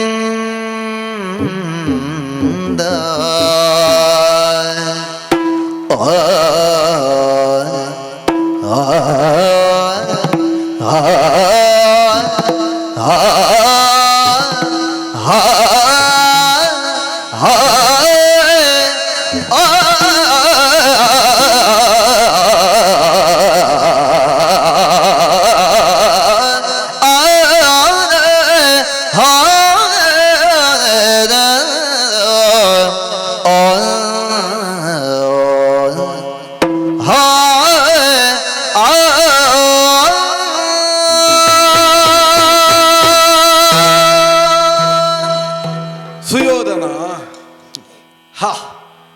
ಇಷ್ಟಾದರೂ ನಿನಗೆ ನಗುವೆ. ಸದಾ ನಗುವುದರಿಂದಲೇ ನನಗೆ ಮೋಹನ ಅಂತ ಹೆಸರಲ್ವ? ಹೌದಪ್ಪ, ಮಸಣದಲ್ಲಿ ಆದರೂ ನನಗೆ ನಗುವೇ ಬರುವುದು. ಸುಯೋಧನ, ಈ ಯಾವಾಗಲೂ ನಗಾಡುವವರಿಗೆ ಮೋಹನ ಅಂತ ಹೆಸರಲ್ವಾ? ಹೌದೌದು, ಮಾಸದ ನಗು ಇರುವುದರಿಂದ ಮೋಹನ ಅಂತ ಹೆಸರು. ಅಲ್ಲ, ನನ್ನನ್ನು ಮೋಹನ ಸ್ವಾಮಿ ಅಂತಲೂ ಕರೀತಾರೆ, ಅದಲ್ಲ ಇರಲಿ. ಯಾಕಂದ್ರೆ ಸ್ವಾಮಿಯಾಗಿಯೇ ಪ್ರಪಂಚಕ್ಕೆ ಕಾಣಿಸಿಕೊಂಡವ. ಆದರೆ ಪ್ರಶ್ನೆ ಇರುವುದು ಅದಲ್ಲಯ್ಯ. ಯಾರೋ ಪ್ರಾಜ್ಞರು ಹೇಳಿದ ಒಂದು ಮಾತು ನೆನಪಾಗುವುದು ನನಗೆ. ನಿನಗೆ? ಹೌದೌದು, ಪ್ರಾಜ್ಞರು? ಹೌದಪ್ಪ, ಅನೇಕ ಮಂದಿಗಳ ಸಂಸ್ಪರ್ಕ ಆಗಿದೆ ನನಗೆ. ಒಂದು ವೀಳ್ಯದ ಬಟ್ಟಲಿದ್ರೆ ಪರಸ್ಪರ ಸಂಬಂಧವೇ ಇಲ್ಲದವರಿಗೆ ಸಂಬಂಧ ಆಗ್ತದಂತೆ. ಅವರಿಗೆ ಪರಿಚಯವೇ ಇರುವುದಿಲ್ಲ. ಒಂದು ವೀಳ್ಯದ ಬಟ್ಟಲು ನೋಡುವಾಗ ಇದು ನಿಮ್ಮದ್ದು, ಒಂದು ವೀಳ್ಯ ಹಾಕುದ, ಹಾಗೆ ತೊಡಗಿಕೊಂಡದ್ದು ಅಪೂರ್ವ ಸಂಬಂಧ ನಿರ್ಮಾಣ ಆಗುತ್ತದಂತೆ. ಸಮಾನವಾದಂತಹ ವ್ಯಸನ ಸಖ್ಯಕ್ಕೆ ಕಾರಣವಾಗ್ತದೆ. ಹೌದು. ಒಬ್ಬನಿಗೆ ಸ್ವಲ್ಪ ತೆಕ್ಕೊಳ್ಳುವ ಇರ್ತದೆ. ನಿಮ್ಮಲ್ಲಿ ಉಂಟಾ ಅಂತ ಕೇಳಿ ಇಬ್ಬರು ಒಟ್ಟಿಗೆ ತೆಕ್ಕೊಂಡು ಅವರು ಪರಸ್ಪರ ಸಂಬಂಧ ಆಗಿ ಮತ್ತೆ ಪರಸ್ಪರ. ಆದ್ರಿಂದಲೇ ಹೇಳಿದಲ್ವ, ಸಮಾನ ವ್ಯಸನೇಶು ಶೀಲೇಶು ಮೈತ್ರಿ. ಆದ್ರೆ ನನಗೊಂದು ಊಟದಿಂದ ಇಷ್ಟು ವೈಷಮ್ಯ ಬಂದೀತು ಅಂತ ಗೊತ್ತಿರಲಿಲ್ಲ. ಕಾರಣ ಏನೋ ಒಂದಿರಬಹುದು. ಅದನ್ನು ನಾವು ಏನು ಮಾಡ್ತೇವೆ ಎನ್ನುವುದರ ಮೇಲೆ ಅದು ದೊಡ್ಡದಾಗ್ತದೋ ಚಿಕ್ಕದಾಗ್ತದೋ. ನಾನಿವತ್ತು ಮಾತಾಡದೇ ಇದ್ರೆ ಏನು ಮಾಡಿದ್ರು ನಡೀತದೆ ಕೌರವನಲ್ಲಿ. ನಾಳೆ ಅದಕ್ಕೇ ಸ್ವಲ್ಪ ಜನ ಸೇರ್ತಾರೆ. ಸರಿ ಸರಿ ಸರಿ ಸರಿ. ಆದ್ರೆ ಇದು ಹಾಗಾದ್ದಲ್ಲ. ನಾವು ಬೇಯಿಸಿದ್ದರಲ್ಲಿ ನೀನು ಉಂಡ್ರೂ ನಮಗೆ ನಷ್ಟವೇ, ನೀನು ಉಣ್ಣದೇ ಇದ್ರೂ ನಮಗೆ ನಷ್ಟವೇ. ಬೇಯಿಸಿ ಆದ ಮೇಲೆ ಲೆಕ್ಕಕ್ಕಿಲ್ಲಲ್ಲ, ಅದು ಹೋದದ್ದೇ ಅಲ್ಲ. ಇಲ್ಲಿ ಕಟ್ಟಿಕೊಂಡು ಹೋಗುವವರಿದ್ದಾರೆ, ಏನು ತೊಂದರೆ ಇಲ್ಲ. ಆಗ್ಲಿ, ಯಾರದ್ದಾದ್ರೂ ಒಂದು ಹೊಟ್ಟೆಗೆ ಆಗ್ತದಲ್ಲ, ಇರ್ಲಿ. ಆದ್ರೆ ನಾವು ಉಣ್ಣದೇ ಇರುವುದಕ್ಕೆ ಕಾರಣ ಅದಲ್ಲ. ಮತ್ತೆ ಈಗ ಯೋಚನೆ ಮಾಡಿ ನೋಡು, ಹಲವು ನೆಲೆಯಿಂದ ನೋಡಿದ್ರು ನಾವು ಉಣ್ಣುವುದಕ್ಕೆ ಆಗುವುದಿಲ್ಲ. ಉಪವಾಸವ ಹಾಗಲ್ಲ.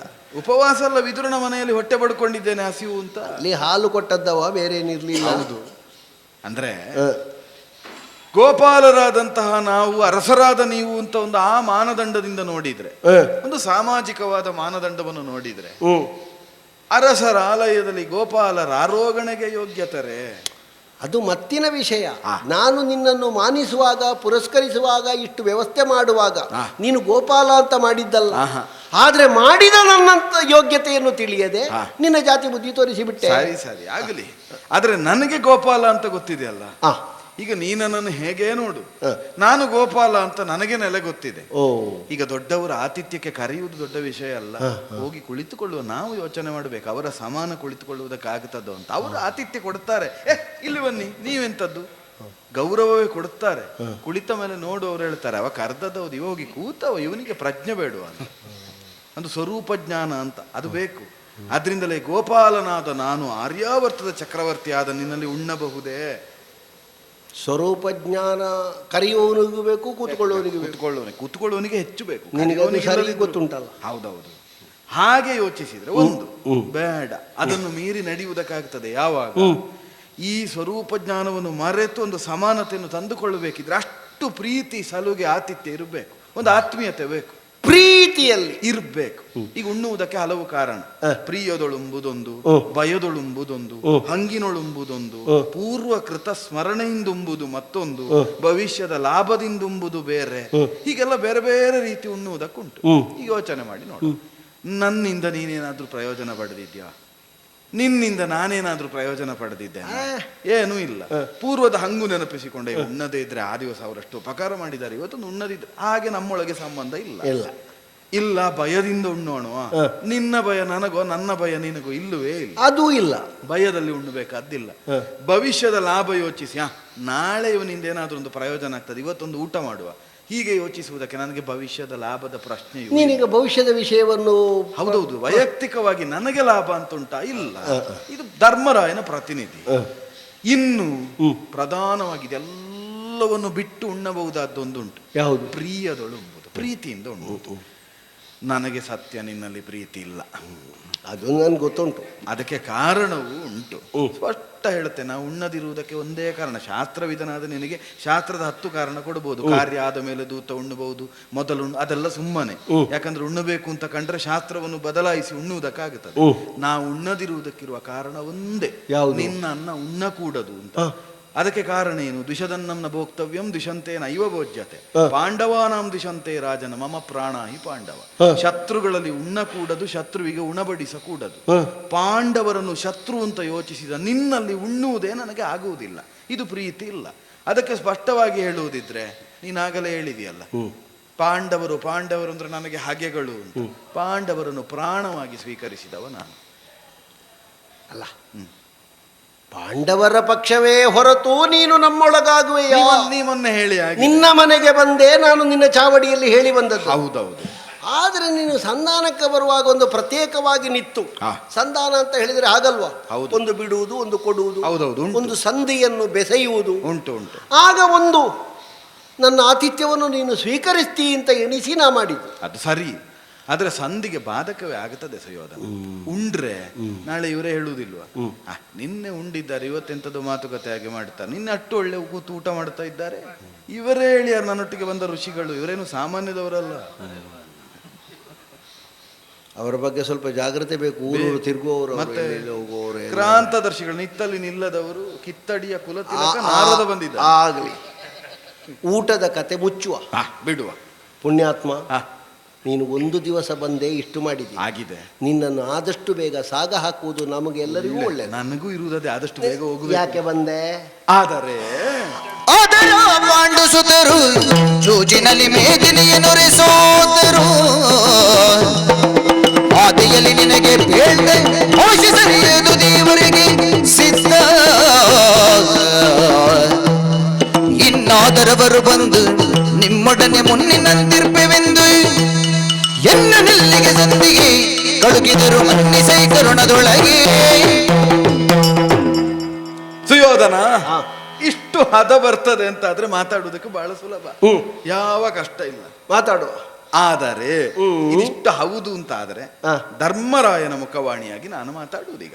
ಮಾತಾಡು. ಇದು ಯಾವುದು ನನ್ನ ಮಾತಲ್ಲ, ಧರ್ಮರಾಯನ ಮಾತು. ಧರ್ಮರಾಯ ಬಹಳ ಸ್ಪಷ್ಟವಾಗಿ ಹೇಳಿದ, ಹೇಗೆ? ತಮ್ಮಂದಿರನ್ನೆಲ್ಲ ಕೊಳ್ಳಿರಿಸಿಕೊಂಡು ತಾವು ಪಾಂಡವರು ಅಂತ ಪ್ರಪಂಚದಲ್ಲಿ ಪ್ರತಿಷ್ಠಾಪಿಸಲ್ಪಟ್ಟ ಆಗಿದೆ.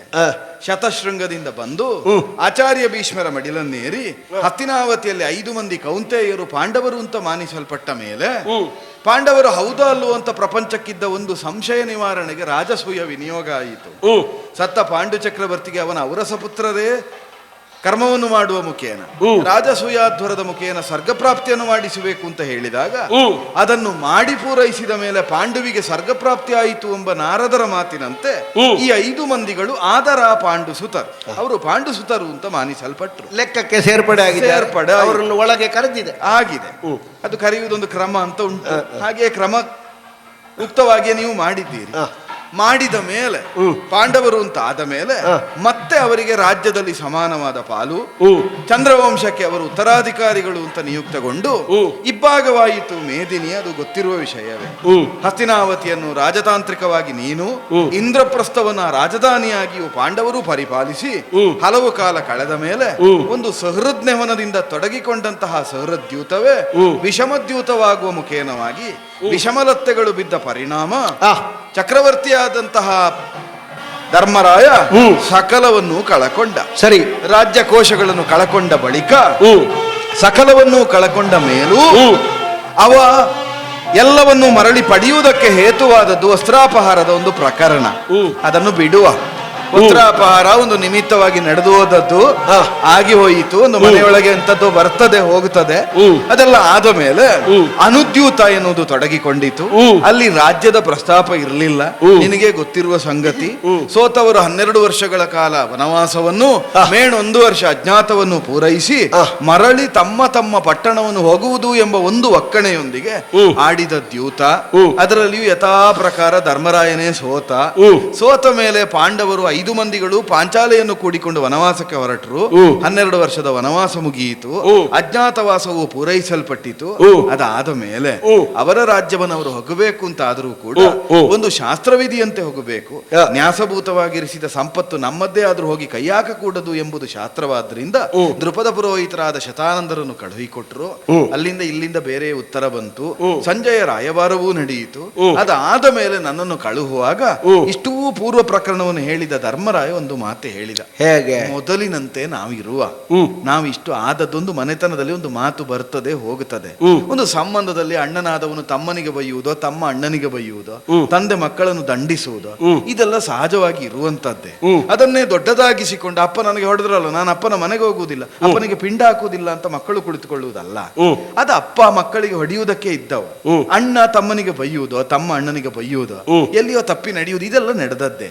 ಆದ್ರಿಂದ ಮುನ್ನಿನಂತೆ. ಮುನ್ನಿನಂತೆ ಅಂದ್ರೆ ಯಾವುದು? ದ್ಯೂತ ಪೂರ್ವದಲ್ಲಿ ಬಹಳ ಸೊಗಸು, ಬಾಲ್ಯದಿಂದಲೂ ನೀವು ಆಡಿಕೊಂಡೇ ಇದ್ದವರು. ಬಹಳ ಬಹಳ ಸಂದರ್ಭದಲ್ಲಿ ನೀವೆಲ್ಲ ಆಡಿದ್ದೀರಂತಲ್ಲ. ದ್ರೋಣರ ಹಸ್ತಿನಾವತಿಗೆ ಹೋಗುವಾಗಲೇ ಹೇಳಿದ್ದೀರಂತೆ 105 ಮಂದಿಗಳು ನಾವು ಅಂತ. ನೀವು 105 ಅಂತ ಪ್ರತ್ಯೇಕ ಆಗಲೇ ಇಲ್ಲ. ಅದಾದದ್ದು ಮೊನ್ನೆ ಒಂದು ದ್ಯೂತದಲ್ಲಿ. ಅದರಿಂದ ದ್ಯೂತಕ್ಕಿಂತ ಮೊದಲು ಮುನ್ನಿನಂತೆಯೇ ನಾವಿರುವ ಇನ್ನಾದರೆಲ್ಲವನ್ನು ಮರೆತು ಎಂಬ ನೆಲೆಯಿಂದ ಇಲ್ಲಿಯವರೆಗೆ ನನ್ನನ್ನೊಂದು ಅರ್ಧ ರಾಜ್ಯ ಪಡೆಯುವುದಕ್ಕೆ ಅಂತ ಕಳುಹಿಸಿಕೊಟ್ಟದ್ದು ಅಲ್ಲ. ಮೊದಲಿನ ಹಾಗೆ ಅಂತ ಹೇಳಿದ್ರೆ ಮೊದಲೆಲ್ಲ ಬಾರಿ ಆಡಿದ್ದೇವೆ ನಾವು. ಅದಾಗಿದೆ. ನಾವು ಮರ ಹತ್ತುವಾಗ ಕೆಳಗಿನಿಂದ ಅದನ್ನು ಉದುರಿಸಿ ಎಲ್ಲ ಕೆಳಗೆ ಬೀಳಿಸಿದ್ದು. ಭೀಮನಿಗೆ ಮರ ನೋಡಿದ್ರೆ ಆಗುದಿಲ್ಲ. ಹೌದು, ಅದಕ್ಕೆ ನಾನು ಅವರಿಗೆ ವಿಷವೂ ಕೊಟ್ಟಿದ್ದೇನೆ. ಹೌದೌದು, ಅದೆಲ್ಲ ಬಾರಿ ಆಟ ನಡೆದಿದೆ ನಮ್ಮದು. ಆಗಿದೆ. ಅದು ಮಕ್ಕಳ ಆಟ ಅಲ್ವಾ, ಬಿಡು. ಅದು ವಿಷಯ ಅಲ್ಲ.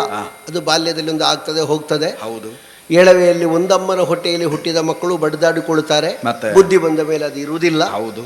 ಆದ್ರೆ ನೀನು ದ್ಯೂತ ಪ್ರಕರಣದಲ್ಲಿಯೇ ಮಾತಾಡುವುದಿದ್ರೆ ನನಗೆ ಕೆಲವು ಸಂಶಯ ಕಾಣುತ್ತದಲ್ಲ. ಅದು ಯಾವುದು ಸುಯೋಧನ?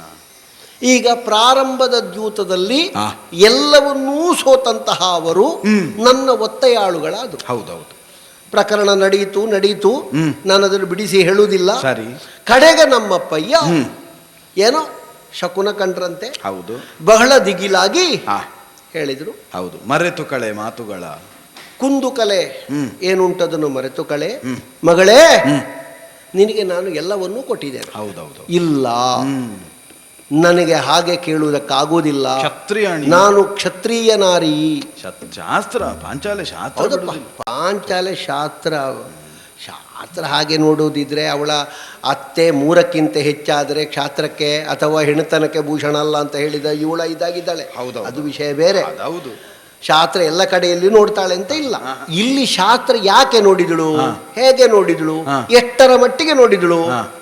ಗಂಡಂದಿರ ದಾಸ್ಯ ವಿಮೋಚನೆ ಆಗಬೇಕು. ಅವರ ಕೈಯಲ್ಲಿ ಆಯುಧ ಕೊಡಬೇಕು.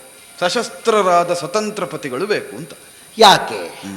ಈಗ ಆಯುಧ ಅವರ ಕೈಯಲ್ಲಿದ್ರೆ ಅವರಾಗಿಯೇ ಪಡ್ಕೊಳ್ತಾರೆ ಅಂದ್ರೆ ಆಯುಧದ ಮೂಲಕವಾಗಿ ಆಗಬಹುದಾದ ಸಂಗ್ರಾಮ ಇವಳ ಎದೆಯಲ್ಲಿ ಉಂಟು. ಬೀಜವಾಪನ ಅವಳದ್ದು. ಹೌದು. ಬಿಡುವ, ಎಲ್ಲವನ್ನೂ ಮರೆತು ಕಳೆಯಬೇಕು ಅಂತೇಳಿ ಸಂಪೂರ್ಣ ಕೊಟ್ಟರು. ಅವತ್ತು ಬಿಚ್ಚಿದ ಕೂದಲು ಇವತ್ತಿನ ತನಕವೂ ಕಟ್ಲಿಲ್ಲ. ಅವ ಅಲ್ಲಿ ಕೇಳ್ತಾನಂತೆ, ನನ್ನ ತೊಡೆ ಹೇಗುಂಟು? ಸುಯೋಧನ ತೊಡೆಗಳಿಗೆ ಕ್ಷೇಮವೇ ಅಂತ. ದುಶ್ಯಾಸನರ ಹೊಟ್ಟೆ ಹೇಗುಂಟು? ಹೌದು, ಭೀಮ ಕೇಳಿದ್ದಾನೆ. ನೀನು ಒಂದು ಅಡ್ಡ ಮಾತಾಡಿದಿ ಅಂತ ಅದು ಸುದ್ದಿ. ಹೌದಲ್ಲ, ಅವರೆಲ್ಲ ಮಾತಾಡುವಾಗ ಅವರಿಗೆ ಅನುಕೂಲ ಆದಿರ್ಲಿ ಅಂತ ಸೇರಿಸಿ. ಆಗ್ಲಿ, ಕೃತ್ರಿಮ ಅಂತ ನಮ್ಮನ್ನು ನೀವೇ ಗುರುತಿಸುವುದಿದ್ರೆ ಮತ್ತೆ 13 ವರ್ಷದ ಲೆಕ್ಕ ಇಲ್ಲಲ್ಲ. ನನ್ನನ್ನೊಂದು ಅಪರಾಧಿ ಅಂತಲೇ ಮಾಡಿ ಕೌರವ ಬಹಳ ಕೆಟ್ಟವ, ಪಾಂಡವರಿಗೆ ಬೇಡದ್ದನ್ನೇ ಮಾಡಿದವ ಅಂತ ಅವರೆಲ್ಲ ಹೇಳುತ್ತಾ ಅದು ಹೇಗೆ ಸರಿಯಾಗ್ತದೆ ಕೃಷ್ಣ? ಸುಯೋಧನ ಒಬ್ಬರಲ್ಲ, 4 ಮಂದಿ ಧರ್ಮರಾಯನನ್ನು ಬಿಟ್ಟು 4 ಮಂದಿ ಪಾಂಡವರು. ಕೃಷ್ಣ ನಾವು 6 ಮಂದಿಯೂ ಹೇಳಿದ್ದೇವೆ ಅವನನ್ನು ಹೊಡಿಬೇಕು, ತೆಗಿಬೇಕು ಅಂತ. ನಿನ್ನಲ್ಲಿ ವಂಚನೆ ಇಲ್ಲ, ನಾವೇ ಹೇಳಿ. ಆದ್ರೆ ನಮಗೆ ಇದು ಪ್ರಧಾನವಾದ್ದು ಧರ್ಮರಾಯನ ವಾಕ್ಯ. ಅವ ಏನ್ ಹೇಳಿದ್ದಾನೆ? ನೀ ಮಾಡಿದ ಅಪರಾಧವ ಕ್ಷಮಿಸುತ್ತ ಆರಾಮದಲ್ಲಿ ತಾಳ್ದನು ಮರೆತು ನಿಮ್ಮೊಳಿನ್ನು ಕೂಡಿರ್ಪ ರಾಮಗಿ ಮನೆಯಲ್ಲಿಂದನು. ಧರ್ಮರಾಯನನ್ನು ಸುಮ್ಮನೆ ಮಹಾತ್ಮ ಅಂತ ಹೇಳುವುದಲ್ಲ. ನಾನು ಹೋಗಿ ಧರ್ಮರಾಯನ ಕಾಲಿಗೆ ಬೀಳುತ್ತೇನೆ. ನಾನು ಉಳಿದ ಯಾರ ಕಾಲಿಗೂ ಬೀಳುವುದಿಲ್ಲ. ನೀ ನೋಡಿದ್ದಿ, ನಾನೇ ಹೋಗಿ ಧರ್ಮರಾಯ ಬರುವ ಮೊದಲೇ ಅವ ನನ್ನ ಕಾಲಿಗೆ ಬೀಳುವುದಕ್ಕೆ ಅಂತ ಬರುವುದು. ನಾನೇ ಹೋಗಿ ಧರ್ಮರಾಯನ ಕಾಲಿಡಿತೇನೆ. ಕಾರಣ ಏನು? ಆ ಮಹಾತ್ಮನು ಧರ್ಮ. ನನಗೆ ಕಾಣುವುದು ನೀನು ಕಾಲಿಗೆ ಬೀಳುವುದಲ್ಲ, ನೀನು ಅವನ ಕಾಲ ಎಳೆಯುವುದು ಅಂತ. ಎಂತದ್ದ ಕಾಲ ಎಳೆಯುವುದ? ಅವ ಒಂದು ಏನೂ ಹಾಕದೆ ಇರುವ ಚೀಲ, ನೀನು ಅದರಲ್ಲೆಲ್ಲ ತುಂಬಿಸುವುದು. ಅದು ಇರುವುದೇನು ಗೊತ್ತುಂಟ ನಿನಗೆ? ಏನೂ ಹಾಕದೇ ಇದ್ದ ಚೀಲಕ್ಕೆ ತುಂಬಿಸಬೇಕು. ಅರ್ಧ ತುಂಬಿದ್ದಕ್ಕೆ ತುಂಬಿಸಿ ಪ್ರಯೋಜನ ಎಂತ? ಅದಾದ್ರಿಂದ ಅಲ್ಲಿಗೆ ತುಂಬಿಸುವುದು. ಈಗ ಮೇಲಿಂದ ನೋಡುವಾಗ ಧರ್ಮರಾಯ ಅಂತ ಬರೆದ ಚೀಲ, ಒಳಗೆ ಇರುವುದು ಕೃಷ್ಣ ಸುತ್ತ. ಹೌದೌದೌದು, ಅದು ಕಷ್ಟ ಆಗುದು ನಮಗೆ. ಅದಕ್ಕೆ ಪ್ರಪಂಚ ಹೇಳಿತಲ್ಲ, ಧರ್ಮಸ್ಯ ಪ್ರಭುರ ಅಚ್ಯುತ ಅಂತ. ಅದೆಲ್ಲ ಧರ್ಮಕ್ಕೆಲ್ಲ ಒಡೆಯ ಅಚ್ಯುತನೇ ಇದ್ದಾನೆ, ಒಳಗೆ ಹೊರಗೆಲ್ಲ ಅದೇ ಇರುವುದು. ಈಗ ಧರ್ಮರಾಯನನ್ನು ಮಹಾತ್ಮ ಅಂತ ಹೇಳಿದ್ದೆ ಯಾಕೆ? ಯೋಚನೆ ಮಾಡು. ಈಗ ನೀನು ಪಟ್ಟದಲ್ಲಿದ್ದಿ, ನೀನು ವರ್ಚಸ್ಸಿನಿಂದ ಅರಸ, ಆರ್ಯಾವರ್ತದಲ್ಲಿ ನಡೀತದೆ ಎಲ್ಲ ಸರಿ. ಹೇಗೆ ನೋಡು, ನಮ್ಮ ಹಿಂದೆ, ನಮ್ಮ ಮುಂದೆ, ನಮ್ಮ ಎಡ, ನಮ್ಮ ಬಲ, ಬಹಳ ಒಳ್ಳೆಯದು. ಮಧ್ಯದಲ್ಲಿ ನಾವು ಒಂದು 4-5 ಜನ. ನಾನೊಂದು 4 ಜನವನ್ನುಂಟಲ್ಲ ಬಿಡದೆ ಇಟ್ಟುಕೊಳ್ಬೇಕು. ನಮಗೆ ಬದುಕಿನಲ್ಲಿ ಒಂದು 4 ಜನ ಕಡೆಯವರೆಗೆ ಬೇಕು ಅಂತ ನನಗೆ ಪ್ರಜ್ಞೆ ಉಂಟು. ಅಲ್ಲ, ನನಗೆ ಕಾಣುದು ಅವರು ಸುತ್ತ ಇದ್ದವರು ಅದೇ ಯೋಚನೆ ಮಾಡ್ತಾರ ಅಂತ. ಏನು ಅಂತ? ಇವನ ಕಡೆಗೊಂದು 4 ಬೇಕು ಅಂತ ನಾವಿರುವುದು ಇರ್ಲಿ. ಅಂತೂ ಅವರನ್ನು ದುಷ್ಟ ಚತುಷ್ಟಯ ಅಂತ ಪ್ರಪಂಚ ಕರೀಲಿ, ಏನೇ ಮಾಡ್ಲಿ, ಅವರ ಮಧ್ಯದಲ್ಲಿ ನೀನು ಚಂದ್ರವಂಶದ ಚಂದ್ರನೋಪಾದಿಯಲ್ಲಿ ಇದ್ದಿ, ಅದಕ್ಕೆ ಸಂಶಯ ಇಲ್ಲ. ಆದ್ರೆ ಧರ್ಮರಾಯನನ್ನು ನೋಡು, ರಾಜಸೂಯಾಧ್ವರದ ಅವಭೃತ ಸ್ನಾತನಾಗಿ ಚಕ್ರವರ್ತಿ ಪೀಠಕ್ಕೆ, ನಿಮ್ಮ ವಂಶದಲ್ಲೊಮ್ಮೆ ನೋಡಿದ್ರೆ ಶಂತ ಚಕ್ರವರ್ತಿಯ ನಂತರ ಸರಿಯಾಗಿ ಅಭಿಷೇಕ ಆದವರೇ ಇಲ್ಲ, ಮೂರ್ಧಾಭಿಷೇಕ ಆದವರೇ ಇಲ್ಲ. ಸರಿ, ಧರ್ಮರಾಯನಿಗಾಗಿದೆ. ನಾವೆಲ್ಲ ನೀನು ಮುಂದೆ ನಿಂತು ನಾವೆಂತದ್ದು, ನೀನೇ ಮುಂದೆ ನಿಂತು ರಾಜಸೂಯದಲ್ಲಿ ಮಾಡಿಸಿದವ. ಅಂತಹ ಧರ್ಮರಾಯನ ಬಾಯಲ್ಲಿ ಬಂದ ಮಾತು ಧರ್ಮವಾಕ್ಯಗಳು. ಏನ್ ಹೇಳಿದ ಗೊತ್ತಾ? ಏನ್ ಹೇಳಿದ? ನನ್ನ ಹೆಂಡತಿಯ ಸೀರೆಗೆ ಕೈ ಹಾಕಿದಿರ್ಬಹುದು, ನಮ್ಗೆ ಅದನ್ನೊಂದು ಬಿಡ್ಲಿಕ್ಕೆ ಆಗುದಿಲ್ಲ. ಅದು ಅಲ್ಲ, ಇರುವುದೇ ಅವ ಹೇಳದೇ ಇದ್ರು ನೀನು ಹೇಳಿದ್ದಾನೆ. ಈ ಪ್ರಸಂಗದಲ್ಲಿ ಅವ ಹೇಳಿದ್ದದ್ರಲ್ಲಿ, ಆದ್ರೆ ನಾನೇ ಹೇಳುದು ಇದರಲ್ಲಿ ಅವ ಹೇಳಿದ್ದಾನೆ. ಬೇಡಪ್ಪ, ನಾವು ಉದಾಹರಿಸುವುದು ಯಾಕೆ? ಯಾವುದೇ ಇರ್ಲಿ, ನೀನು ಏನೇನೆಲ್ಲ ಮಾಡಿದ್ದಿಂತ ನಿನಗೆ ಗೊತ್ತಿದೆ, ನನಗೆ ಗೊತ್ತಿದೆ, ನಿನ್ನ ಸಭೆಗೆ ಗೊತ್ತಿದೆ ಹೇಳುದೆಂತದ್ದು. ಎಲ್ಲವನ್ನು ಒಂದು ಬಂದು ಹೋಗ್ತದೆ ವಿಷಮ ಕಾಲ, ಒಂದು ಕೆಟ್ಟ ಕಾಲ ಬರುವಾಗ ಅತ್ಯಂತ ಒಳ್ಳೆಯ ಸಂಬಂಧದಲ್ಲಿ ಇದ್ದವರಲ್ಲಿಯೂ ಬೇಡದ ಮಾತು ಬಂದು ಹೋಗುತ್ತದೆ. ಆ ಸೀರೆ ಪ್ರಕರಣದಲ್ಲಿ ನವರಾತ್ರಿಗೆ ದೇವಸ್ಥಾನಕ್ಕೆ ಹರಿಕೆಗೆ ಸಿಕ್ಕಿದ ಸೀರೆಯನ್ನು ಸಿಕ್ಕಿದವರಿಗೆ ಪ್ರಸಾದ ಅಂತ ಕೊಟ್ಟ ಹಾಗೆ ನೀನು ಹೇಳಿದ ಸೀರೆಯನ್ನೆಲ್ಲ ಕೊಟ್ಟು ದೊಡ್ಡದು ಮಾಡಿದೀಯ ಅದನ್ನು. ಹೌದೌದು, ಇರಲಿ, ನಾನು ಎಳೆದದ್ದೇ ಕೊಡುವುದಕ್ಕೆ ಅಂತ ಪ್ರಪಂಚಕ್ಕೆ ಗೊತ್ತಾಗಲಿಲ್ವಾ? ಆದ್ರೂ ಇನ್ನು ಕೊಡ್ಲಿಕ್ಕೆ ಬಾಕಿ ಉಂಟಾ? ಇನ್ನು ಎಳಿಲಿಕ್ಕೆ ಅಲ್ಲ, ಇನ್ನು ಎಳೆಯುವವರನ್ನು ಉಳಿಸುವುದು ಬೇಡ ಅಂತ ಮಾಡಿದ್ದೇನೆ. ಈಗ ಕೊಡುವ ಪ್ರಶ್ನೆಯೇ ಬರುವುದಿಲ್ಲ. ಆದ್ರೆ ಇರುವುದೇನು ಗೊತ್ತಾ ನಿನಗೆ? ಅಷ್ಟೆಲ್ಲ ಆದ ಒಬ್ಬನನ್ನಾದರೂ ಮನ್ನಿಸಿ ಮಾನಿಸಿ ನೀ ಮಾಡಿದ ಅಪರಾಧವ ಕ್ಷಮಿಸು ತಾರಾಮದಲ್ಲಿ ತಾಳದ ಧಣುವ.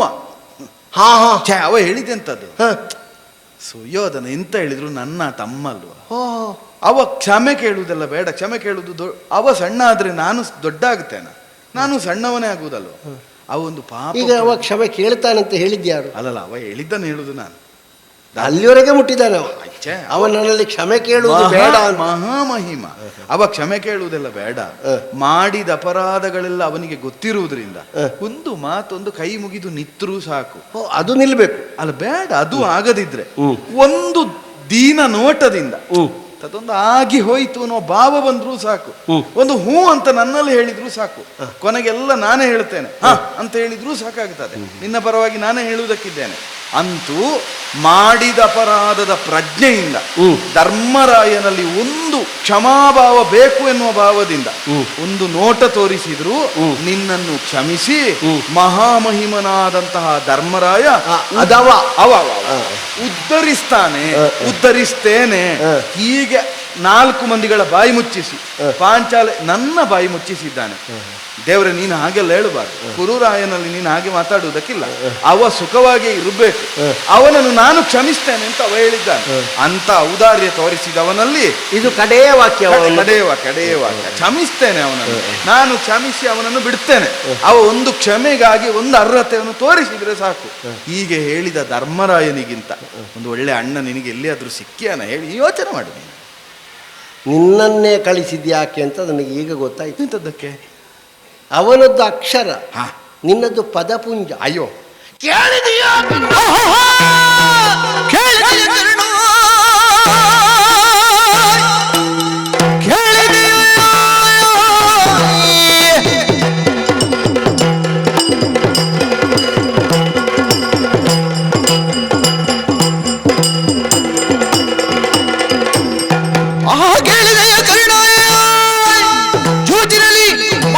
ಸೋತವರಿಗೆ ಎನ್ನ ಸಗವಾದ ಮೀನುಗಳಿಗೆ ಅಮ್ಮಳಗಿರಿಯಗರ ಸಂಧಾನಕ್ಕೆ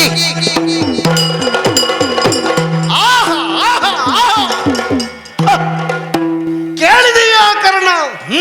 ನೀನು ಮಾತ್ರ ಅಲ್ಲ, ಕಿವಿ ಇದ್ದ ಎಲ್ಲರೂ ಕೇಳಬೇಕಾದ ವಿಷಯ ಇದು. ಕರ್ಣವೇ ಪಾವನ ಆಯ್ತಪ್ಪ.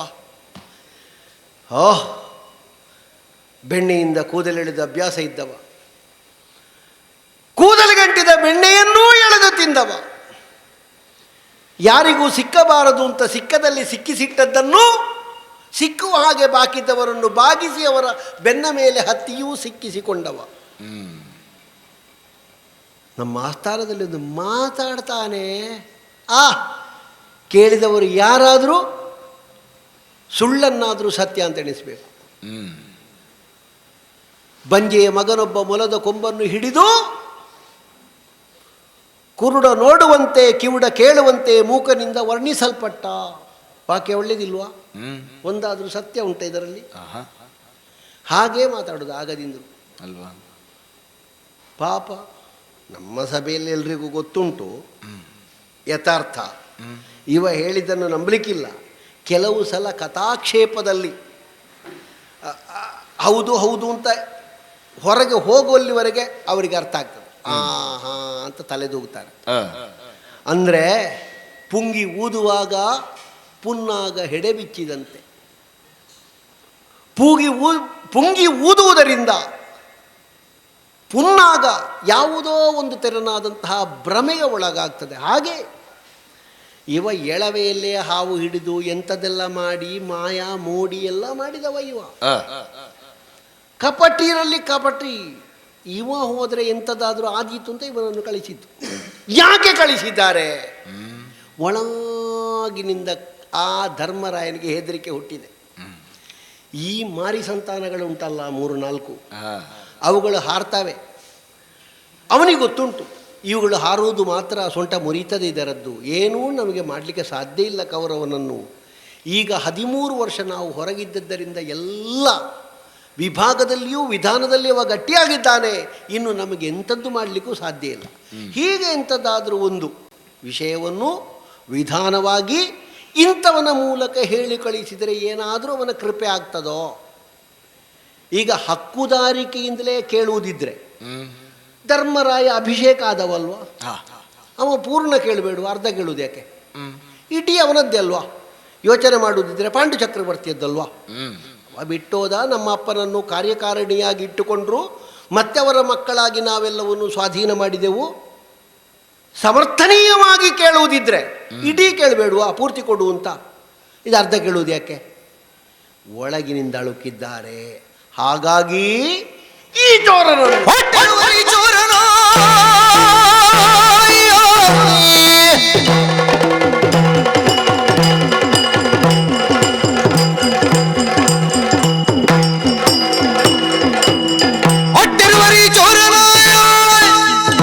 ಮಜ ಕೆಟ್ಟನೆಂದೆರಗಲವನ ಶ್ರೇಷ್ಠದಿಂಪುರವೆನೆನುದೆ ಸಗನ ಕೈ ತಟ್ಟಿ ಬೇಡಿದನು ನಗೂತ. ಅಟ್ಟಿರುವರಿ ಚೋರನು ಇವನನ್ನು ಕಳಿಸುವುದಕ್ಕಿಂತ ಇವ ಎಲ್ರಿಗೂ ಗೊತ್ತುಂಟು ಏನು ಅಂತ. ಹಾಗಾಗಿ ಇವನ ನಿಜ ಬಣ್ಣ ತಿಳಿದ ಯಾರೂ ಇವನ ಮಾತಿಗೆ ಮರುಳಾಗುವುದಿಲ್ಲ. ಆ ಧರ್ಮರಾಯ ಪಾಪ ಅಂತ, ಮಹಾಪಾಪ. ಪಾಪ ಪಾಂಡುವಿನ ಮಗ, ಮಹಾಪಾಪ. ಅವ ಬರುವುದಪ್ಪ. ಈಗ 13 ವರ್ಷ ಕಳೆದರೆ 14ನೇ ವರ್ಷದಲ್ಲಿ ಅವರು ಬರುವುದು ಅಂತಲೇ ನಮ್ಮ ಮಾತುಕತೆ. ಅವ ಬರಲಿಲ್ಲ. ಈಗ ರಾಜ್ಯ ಸ್ವಾಧೀನಕ್ಕೆ ಬರುವುದು ಬೇಡ. ನಮ್ಮ ಅಪ್ಪ ಸಾಯಲಿಲ್ಲಲ್ಲ, ಜೀವಂತ ಇದ್ದಾರಲ್ಲ, ಅವರಲ್ಲಿಗೆ ಬರುವುದು. ಅವನಿಗೆ ಸಂಬಂಧದಲ್ಲಿ ದೊಡ್ಡಪ್ಪ ಹೌದಲ್ಲ, ಒಮ್ಮೊಮ್ಮೆ ನೆನಪಾಗ್ತದಲ್ಲ, ಎಲ್ಲ ನೆನಪಾಗದೇ ಇದ್ದರು. ಈಗ ರಾಜಸೂಯಾಧ್ವರ ಕಾಲದಲ್ಲಿ ನಾರದರು ಬಂದರು, ಹೇಳಿದರು. ಆಗ ನಮ್ಮಪ್ಪರಲ್ಲಿ ಹೇಳಲಿಲ್ಲವ, ಇವನನ್ನೆಲ್ಲ ವಿಮರ್ಶೆ ಮಾಡಿದ್ದಾನೆ. ಮತ್ತೆ ಎಲ್ಲ ಬಂಧುಗಳಿಗೆ ಹೇಳಿಕೆ ಕೊಡುವಾಗ ನಮಗೂ ಹೇಳಿಕೆ ಬಂದಿದೆ. ಬಿಟ್ಟರೆ ಅದು ಮಾಡಬಹುದಾ ದೊಡ್ಡಪ್ಪ? ಮುಖ್ಯಪೀಠಕ್ಕೆ ಬರಲೇ ಇಲ್ಲವ. ಪಾಲು ತೆಕ್ಕೊಂಡು ಮನೆಯಿಂದ ಹೊರಗೆ ಹೋದವ. ಕುಟುಂಬದ ಮುಖ್ಯ ಮನೆಯವರು ಮಾಡಬೇಕಾದ ಕಾರ್ಯಕ್ರಮವನ್ನು ಅಲ್ಲಿ ಮಾಡಿದ. ನಾವು ಪ್ರಶ್ನಿಸಲಿಲ್ಲ, ಸಾಯಲಿ. ಈಗ ಇವನನ್ನು ಕಳಿಸುವುದರ ಬದಲು ಅವನೇ ಬರುವುದಪ್ಪ. ದೊಡ್ಡಪ್ಪ ಏನು ಎಂಥದ್ದು ಅಂತ ನಮಗೆ ಗೊತ್ತಿಲ್ಲ. ಅವತ್ತು ಆಡಿದೆವು, ಸೋತೆವು. ಹೀಗೀಗೆ 13 ವರ್ಷ ಕಳೆದು ನಮಗೆ ಬರಲಿಕ್ಕೆ ಅಂತ ಉಂಟು. ನಾವೀಗ ಬಂದಿದ್ದೇವೆ. ದೊಡ್ಡಪ್ಪ ಏನು ಮಾಡಬೇಕು ಅಂತ ದೊಡ್ಡಪ್ಪನ ಕಾಲಬುಡದಲ್ಲಿ ಕುಳಿತು, ತೆಂಗಿನಕಾಯಿ ಇಡುವುದು ಬೇಡ, ತೆಂಗಿನಕಾಯಿ ತಂದಿದ್ದೇವೆ ಅಂತ ಹೇಳಿದರೆ ನಾನು ಅಪ್ಪರಿಗೆ ಹೇಳ್ತೇನೆ, ತೆಂಗಿನಕಾಯಿ ಬಂದಿದೆ ಒಳಗಿಟ್ಟಿದ್ದೇವೆ ಅಂತ. ಸಾಕಾಗ್ತದೆ. ನಮ್ಮ ಅಪ್ಪನಿಗೆ ಹೇಗೂ ಕಣ್ಣು ಕಾಣುವುದಿಲ್ಲ. ಮತ್ತೆ ತೆಂಗಿನಕಾಯಿ ಇದ್ದರೂ ಒಂದೇ, ಇಲ್ಲದಿದ್ದರೂ ಒಂದೇ. ನನ್ನ ಜೀವಮಾನದಲ್ಲೇ ನಾನು ಮಾಡಿದ್ದದು. ಮಂಡೆ ಹೊಡೆದಿದ್ದೇನೆ ಅಂತ ಹೇಳೋದು, ಕೈಯಲ್ಲಿ ಗುದ್ದುವುದು. ಅಪ್ಪನಿಗೆ ಸಾಕಾಗ್ತದೆ. ನನ್ನ ಅಪ್ಪನಲ್ಲಿ ನಾನು ಹೇಳ್ತಾ ಇದ್ದೆ, ಕೆಟ್ಟೆ, ನನಗೆ ಬೇಕಾದರೆ ನಮಸ್ಕಾರ ಮಾಡೋದು ಬೇಡ. ನನ್ನ ಅಪ್ಪನಿಗೆ ನಮಸ್ಕಾರ ಮಾಡ್ತಿದ್ರೆ ಕೊಡುವ ಬಗ್ಗೆ ಒಂದು ವಾರ ಒಂದು ಸಮೀಕ್ಷೆ ಮಾಡ್ತಿದ್ದೆವು ನಾವು. ಏನಾದರೂ ಎಂಥದ್ದು ಮಾಡುವುದು ಅಂತ. ಮತ್ತೆ ಕೊಡ್ಲಿಕ್ಕೆ ಉಂಟೋ ಇಲ್ವೋ ಎನ್ನುವುದು ವಿಷಯ ಬೇರೆ. ಆದ್ರೂ ಅದರ ಬಗ್ಗೆ ಒಂದು ಮೃದು ಧೋರಣೆಯನ್ನು ತಾಳಿ ಅದನ್ನು ನಾವು ವಿಚಾರಿಸ್ತೇವೆ ಅಂತಾದ್ರೂ ಹೇಳುವ ಔದಾರ್ಯವನ್ನು ನಾವು ತೋರಿಸ್ತಿದ್ದೆವು. ಇವನನ್ನು ಕಳುಹಿಸಿ ಎಲ್ಲ ಕೆಡಿಸಿತು. ಪೊಡವೆ ಅಲ್ವಾ, ಕೊಡುವುದಿಲ್ಲ. ಇಷ್ಟು ಮಾಡುವುದು ಪಡವಿ. ಪೊಡವಿಗೋ ಸುಗ ಬಳಗ ಸಹಿತಲೇ ಸುಯೋಧನ, ಪೊಡವಿಗೋ ಸುಗೈ ಬಳಗ ಸಹಿತಲೇ ನಡೆಯಬೇಡ ಕೃತಾಂತನಲ್ಲಿಗೆ.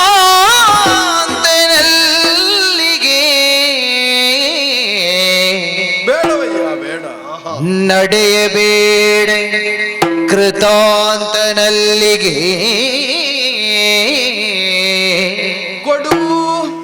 ಕೊಡು ಕುಶಸ್ಥಳ ವರವ್ರಕಸ್ಥಳ ವಾರಣಾವತಿಯ ಬಿಡಲವೋ ಆವಂತಿ ನಗರವ ಆವಂತಿ ನಗರವ ಒಡನೆ ಶಕ್ರ ಪ್ರಸ್ಥವೇನು ಕೊಡಯ್ಯ ಕೊಡು. ಒಡನೆ ಶಕ್ರ ಪ್ರಸ್ಥವನು ಸಗದ ತಡೆಯದೆ ಧರ್ಮಜಗೆ ಸಾಮದೊಳಿಂದನ ಸುರಾರಿ. ಪೊಡವಿಗೋ ಸುಗ ಬಳಗ ಸಹಿತಲೇ ನಡೆಯಬೇಡ ಕೃತಾಂತನಲ್ಲಿಗೆ. ಕೊಡು ಕುಶಸ್ಥಳ ವರವೃಕಸ್ಥಳ ವಾರಣಾವತಿಯ ಬಿಡಲವೋ ಆವಂತಿ ನಗರವ ಒಡನೆ ಶಕ್ರ ಪ್ರಸ್ಥವನು ಸಗೈ ತಡೆಯದೆ ಧರ್ಮಜಗೆ ಸಾಮದುಳಿಗೆಂದನ ಸುರಾರಿ. ಆ ಆ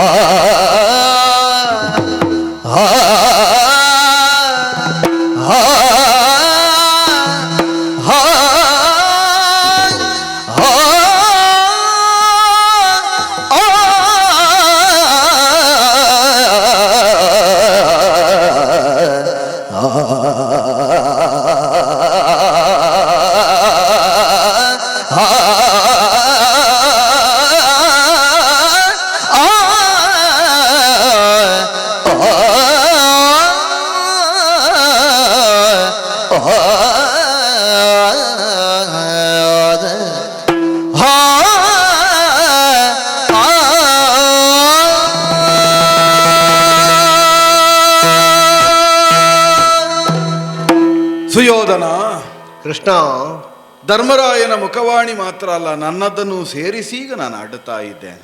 ಈಗ ನಿನ್ನದ್ದು ಒಟ್ಟಿಗೆ ಆಯ್ತು. ನನ್ನದನ್ನು ಸೇರಿಸಿ ಆಡುತ್ತಾ ಇದ್ದೆ. ಕೆಟ್ಟನೆಂದೆರಗಬೇಕು ಧರ್ಮರಾಯ ಅಂತ ನೀ ಆಶಿಸ್ತಾ ಇದ್ದಿ. ಎಂಥ ಮಹಾಮಹಿಮನಿದ್ದಾನೆ. ಅಜಗರದ ಉಪಖ್ಯಾನವನ್ನು ಪೂರೈಸಿದವ, ಯಕ್ಷ ಪ್ರಶ್ನೆಯನ್ನು ಉತ್ತರಿಸಿದವ, ಅಕ್ಷಯ ಪಾತ್ರೆಯನ್ನು ಪಡಕೊಂಡವ, ರಾಜಸೂಯದಂತಹ ಕೃತುವನ್ನು ಮಾಡಿ ಬದರಿಕಾಶ್ರಮದಲ್ಲಿ ಋಷಿ ಪರಿಷತ್ತಿಗೆ ಶಾಸ್ತ್ರ ಸಂದೇಹವನ್ನು ನಿವಾರಿಸಿದವ. ಅಂತಹ ಆಡ್ಯನೊಬ್ಬನು ಕೆಟ್ಟೆ ಅಂತ ನಿನ್ನ ಪದಮೂಲದಲ್ಲಿ ಬಂದೆರಗುವಂತೆ ಆಶಿಸುವುದಕ್ಕೆ ಹೊರಟದ್ದು ಈ ಪೊಡವಿಗೋ ಸುಗ. ಸ್ಥಿರವ ದಾರಿಗೆ ಧರಣಿ. ಸ್ಥಿರೇ ಎಂಬ ನಾಮವನ್ನು ಪಡೆದ ಭೂಮಿ ಯಾರಿಗೂ ಸ್ಥಿರವಾಗಿ ಉಳಿಯಲಿಲ್ಲ. ಅರಸನಾಗಿ ಆಳುವ ಅರಸನೊಬ್ಬ ಅಳಿದ ಮರುಕ್ಷಣದಲ್ಲಿ ಅವನ ಉತ್ತರಾಧಿಕಾರಿ ಅದಕ್ಕೆ ಪತಿ ಇಂತಾಗುತ್ತೆ. ಆಗುತ್ತದೆ. ಅಂದ್ರೆ ಭೂಪತಿತ್ವ ಎನ್ನುವುದು ಶಾಶ್ವತವಾಗಿ ಉಳಿಯುವ ಸ್ಥಾನವಲ್ಲ. ಪಡವಿಗೋಸುಗ ನಡೆಯಬೇಡ ಕೃತಾಂತನಲ್ಲಿಗೆ, ಮರಣವನ್ನೇ ಬಯಸಿ ನೀ ಮುಂದುವರಿಯುತ್ತಾ ಇದ್ದಿ. ಯೋಚನೆಯನ್ನು ಮಾಡಿ ನೋಡು, ನಿನ್ನಂತಹ ಸಂಪನ್ನರು ಯಾರೂ ಇಲ್ಲ. ನಿನ್ನ ನೆತ್ತಿಗೆ ಮಂತ್ರಾಕ್ಷತೆ ನೆರಚಬಲ್ಲ ನಿನ್ನ ತಂದೆ, ನಿನ್ನ ತಂದೆಗೆ ಮಂತ್ರಾಕ್ಷತೆ ನೆರಚುವ ಆಚಾರ್ಯ ಭೀಷ್ಮರು. ಅಂದ್ರೆ 2 ತಲೆಮಾರು ನಿನ್ನ ಹಿಂದಿದೆ, 2-3 ತಲೆಮಾರು ನಿನ್ನ ಮುಂದಿದೆ. ನಿನ್ನ ನೆತ್ತಿಗೆ ಮಂತ್ರಾಕ್ಷತೆಯ ನೆರಚುವವರಿಂದ ತೊಡಗಿ ನೀ ಮಂತ್ರಾಕ್ಷತೆ ನೆರಚುವ ನಿನ್ನ ಚಿರಂಜೀವಿಗಳವರೆಗೆ ಸಕಲರೂ ಕೃತಾಂತನಲ್ಲಿಗೆ ಹೋಗಬೇಕಾದ ದುಸ್ಥಿತಿ ಒದಗಿ ಬರ್ತದೆ. ಮರಣ ಹೇತುವಾದ್ರಿಂದಲೇ ಅದಕ್ಕೆ ಮಾರಣವೆಂಬ ಹೆಸರು. ಸಕಲರೂ ಅಳಿಯಬೇಕಾಗುತ್ತದೆ. ಬೆಳೆಯ ಮಧ್ಯದಲ್ಲಿ ಬೆಳೆದ ಕಳೆಯನ್ನು ತೆಗೆಯುವುದಕ್ಕೆ ಬೇಕಾಗಿ ಬೆಳೆಯನ್ನು ಕಳಕೊಂಡ ಮೂರ್ಖ ಕೃಷಕನಂತೆ ಆಗಬೇಡ. ನೀ ಉತ್ತು ಬಿತ್ತಿದ ಬೀಜ ಹಸನಾಗಿ ಬೆಳೆಯಬೇಕು ಅಂತಾದ್ರೆ ರಾಜ್ಯವನ್ನು ಕೊಡುತ್ತೇನೆ ಎಂಬ ಮಾತಿಗೆ ನೀ ಬದ್ಧನಾಗಬೇಕು. ಇದಕ್ಕೆ ಪುಷ್ಟಿಯಾಗಿ ಆಡುತ್ತಾ ಧರ್ಮರಾಯ ಆಡಿದ ಮಾತೇನು ಗೊತ್ತಾ? ಪಾಂಡು ಚಕ್ರವರ್ತಿಯ ಸುತನಾದಂತಹ ನಾನು ಪಾಂಡವನಾಗಿ ಸಮಸ್ತ ಮೇದಿನಿಯನ್ನಾಳುವ ಅರ್ಹತೆಯನ್ನು ಇರಿಸಿಕೊಂಡದ್ದೇ ಹೌದಾದರೂ ಅರ್ಧ ಮೇದಿನಿಯನ್ನು ಕೌರವ ಒಲಿದು ಕೊಡುವುದಿಲ್ಲ ಅಂತಾದ್ರೆ ನನಗೆ ಬೇಸರ ಇಲ್ಲ. ಪಾಂಡವರೆಂಬುದನ್ನು ಪ್ರಪಂಚದ ಮುಂದೆ ಪ್ರತಿಷ್ಠಾಪಿಸುವುದಕ್ಕೆ ಬೇಕಾಗಿ ಪಂಚಗ್ರಾಮಗಳನ್ನಾದರೂ ಒದಗಿಸಿಕೊಡು ಅಂತ ಕೇಳಿದ್ದಾರೆ. ಸಂಗ್ರಾಮವನ್ನು ಬಯಸಿದ ನಿನ್ನ ಮರಣವನ್ನು ಕಳೆಯುವುದಕ್ಕೆ ಬೇಕಾಗಿ ಪಾಂಡು ಪಂಚಕರಿಗೆ ಪಾಂಡವರೆಂಬ ನೆಲೆಯನ್ನು ಒದಗಿಸುವುದಕ್ಕೆ 5 ನೆಲವನ್ನು ಒದಗಿಸಿಕೊಡು. ಅವರ ಆಡಿದ ವಾರಣವರ್ತವೋ ಶಕ್ರಪ್ರಸ್ಥವೋ ನಾನು ಹೆಸರಿಸುವುದಕ್ಕೆ ಹೋಗುವುದಿಲ್ಲ, ಅದೇ ಆಗಬೇಕು ಅಂತಲೂ ಇಲ್ಲ. ನಾನು ಒಪ್ಪಿದ 5 ಗ್ರಾಮ ಅಂತವ ಹೇಳಿದ್ದಾನೆ. ಅವ ಹೆಸರಿಸಿದ 5 ಗ್ರಾಮಗಳಾದ್ರೆ ಲೇಸಂತೆ. 5 ಗ್ರಾಮಗಳನ್ನು ನೀವು ಒದಗಿಸಿದೆ ಅಂತ ಆದ್ರೆ ಆ 5 ಗ್ರಾಮವನ್ನೇ ಅರ್ಧರಾಜ್ಯ ಅಂತ ಭಾವಿಸಿ ಪಾಂಡವರಾಗಿ ನಿನ್ನೊಂದಿಗೆ ಕುಶಲದಿಂದ ಬದುಕುತ್ತೇವೆ ಅಂತ ಆಡಿದ್ದಾರೆ. ಈಗ 5 ನನಗೆ ಕೊಡ್ಲಿಕ್ಕೆ ಮನಸ್ಸಿಲ್ಲದೆ ಇದ್ರೆ ಒಂದು 3ರಲ್ಲಿ ನಿಲ್ಲಿಸ್ಲಿಕ್ಕೆ ಆಗ್ತದ? ಛೇ 5 ಮಂದಿ ಮಕ್ಕಳಲ್ಲೋ ಇರುವುದು. 5 ಮಂದಿಗಳಿಗೆ 5 ಗ್ರಾಮ ಎಂಬ ನೆಲೆಯಿಂದ, ಅವರ ಹಕ್ಕು ಅಂತಲ್ಲ, ಅವರ ಕರ್ತವ್ಯ ಎಂಬ ನೆಲೆಯಿಂದ ಕೇಳ್ತಾ ಇದ್ದಾರೆ. ನಾಳೆ ಪಾಂಡು ಚಕ್ರವರ್ತಿಗೆ ಶ್ರಾದ್ದ ಮಾಡುವುದಕ್ಕೆ ಪಾಂಡುವಿನ ಜಾಗವೂ ಇಲ್ಲ ಅಂತ ಆಗಬಾರದಲ್ಲ. ಅದಕ್ಕೆ ಬೇಕಾಗಿ 5 ಗ್ರಾಮಗಳನ್ನು ಒಲಿದು ಕೊಟ್ಟೆಯಾದರೆ ಬದುಕಬಹುದು ಸುಯೋಧನ.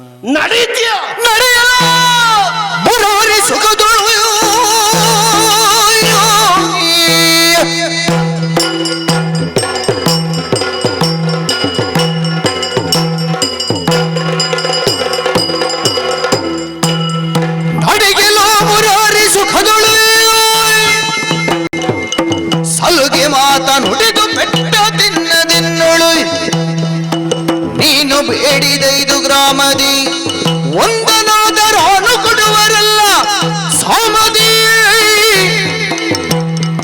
ಕ್ಷೋಣೆಯಾತ್ರಿ ಬೋಧಗೈದ ಜಾಣತನವಿದೆಲ್ಲ ಗೋಪರಾಣಿಯರಲ್ಲಿ ತೋರು ನಮ್ಮ ಸ್ಥಾನದಲ್ಲಿ ಮೆರೆಯಲರಿದು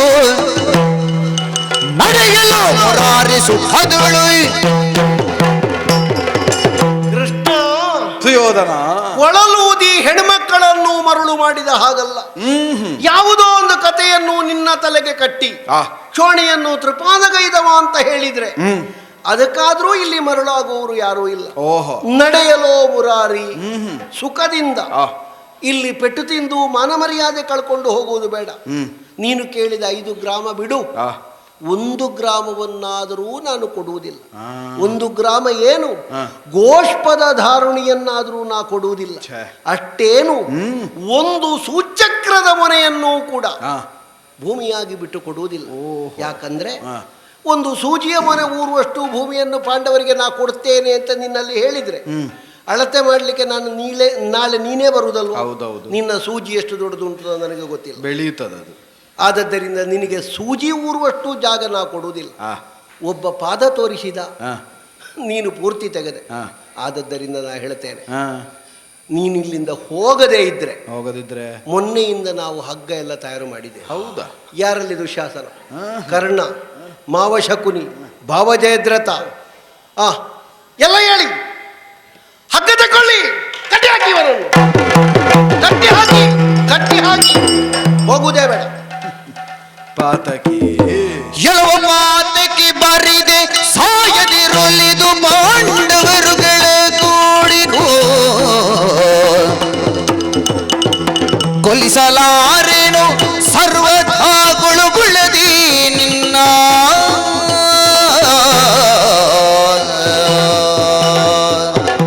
ಸುಯೋಧನ. ಸಂಧಿಗಾನೈ ತಂದರೆನ್ನನ್ನು ಬಂಧಿಸುವ ಯತ್ನಗಳ ಮಾಡಿದೆ. ಹಾ. ಪ್ರಯೋಜನ ಆಯಿತೋ ಹೇಳು? ಹಗ್ಗ ತಂದ ದುಶ್ಯಾಸನಾದಿಗಳೇ ಹಗ್ಗದಿಂದ ಬಂಧಿಸಲ್ಪಡಬೇಕಾದ ಸ್ಥಿತಿ ನಿರ್ಮಾಣ ಆಯಿತು. ಹಾಗೆ ಕೇಳಿದರೆ ಪ್ರಯೋಜನ ಆಯ್ತಲ್ಲ. ಕಣ್ಣು ಕಾಣದೇ ಇದ್ದಂತಹ ತಂದೆ ತಾಯಿಗಳು ಒಮ್ಮೆ ನೋಡಿದ್ರಲ್ಲ ನಿನ್ನನ್ನು. ಜಾತಾಂಧರಾದವರು ದೃಷ್ಟಿಯನ್ನು ಹೊಂದಿ ನನ್ನನ್ನು ಕಂಡು ಮರುಕ್ಷಣದಲ್ಲಿ ಆಡಿದ್ರು, ಇಂಗಿ ಹೋಗಲಿ ನೇತ್ರಗಳು ಅಂತ. ಸುಯೋಧನ, ಇದು ನಾನು ಕಟ್ಲಿಗೆ ತಯಾರು ಮಾಡಿದ್ದರಿಂದಲ್ವ ಅವರಿಗೆ ಕಣ್ಣು ಕಂಡದ್ದು. ಆಗಲಿ, ಕಾಣಬೇಕಾದವರು ಕಾಣಬಹುದಾದ್ದನ್ನು ಕಾಣುವ ಕಾಲದಲ್ಲಿಯೇ ಕಂಡಿದ್ದಾರೆಂಬ ಸಮಾಧಾನ. ಪ್ರಾರಂಭದಲ್ಲಿ ಧರ್ಮರಾಯನ ಮಾತುಗಳನ್ನಾಡಿದೆ, ಮತ್ತದಕ್ಕೆ ನನ್ನದನ್ನು ಸೇರಿಸಿದೆ. ಈಗ ಯಾವುದಲ್ಲ, ಸ್ವತಂತ್ರವಾಗಿ ನನ್ನ ವಾಕ್ಯಗಳನ್ನು ಆಡುತ್ತೇನೆ. ನಿನ್ನದು ಬೇರೆ ಉಂಟು, ಬೇರೆ. ಇದು ನಿಜವಾಗಿ ಪಾಂಡವರ ಬದುಕಿನ ಬೇರು. ಆ ವಾಕ್ಯಗಳನ್ನು ಆಡುತ್ತಾ ಇದ್ದೇನೆ. ಸುಯೋಧನ, ಸಾಯಬೇಡ. ನಾನು ಬರಿದೇ ಸಾಯುವುದಕ್ಕೆ ಹೊರಟಿದ್ದಿ. ಮರಣವನ್ನು ಮಹಾನವಮಿ ಅಂತ ಸ್ವೀಕರಿಸಬೇಕು ಅಂತ ಪ್ರಾಜ್ಞರಾಡುತ್ತಾರೆ. ಸಾವು ಎಲ್ಲರಿಗೂ ಸಿದ್ಧವಾದದ್ದೇ. ಜಾತನಾದವನಿಗೆ ಅಂತ್ಯ ಅನ್ನುವುದು ಮೃತ್ಯುವೇ. ಆದರೆ ಸಾಯುವ ಕಾಲದಲ್ಲಿ ಆದರೂ ಸಾಯುವ ವ್ಯಕ್ತಿಗಾದರೂ ತನ್ನ ಸಾವು ಸಮಾಧಾನವನ್ನು ತಂದು ಕೊಡಬೇಕು. ಆ ಬದುಕಿಗೆ ಮಾತ್ರ ಬದುಕು ಅಂತ ಮೌಲ್ಯವನ್ನು ಕೊಡುವುದು. ಪಾತಕಿಯಾಗಿ ನೀ ಸಾಯುವುದಕ್ಕೆ ಹೊರಟಿದ್ದಿ. ಪತನ ಹೇತುಕವಾದ ಕಾರ್ಯವನ್ನು ಮಾಡುವವನನ್ನು ಪಾತಕಿ ಅಂತ ಶಾಸ್ತ್ರಗಳು ನಿರ್ದೇಶಿಸುವುದು. ನೀ ಪಾತಕಿಯಾಗಿ ಕಾಣಿಸ್ತಾ ಇದ್ದಿ. ಆರ್ಯಾವರ್ತದಲ್ಲಿ ಮಾಡಬಾರದ್ದನ್ನು ಮಾಡಿಯೂ ಆರ್ಯಾವರ್ತದ ಅರಸನಾಗಿ ನೀ ಕುಳಿತುಕೊಂಡಿದ್ದಿ.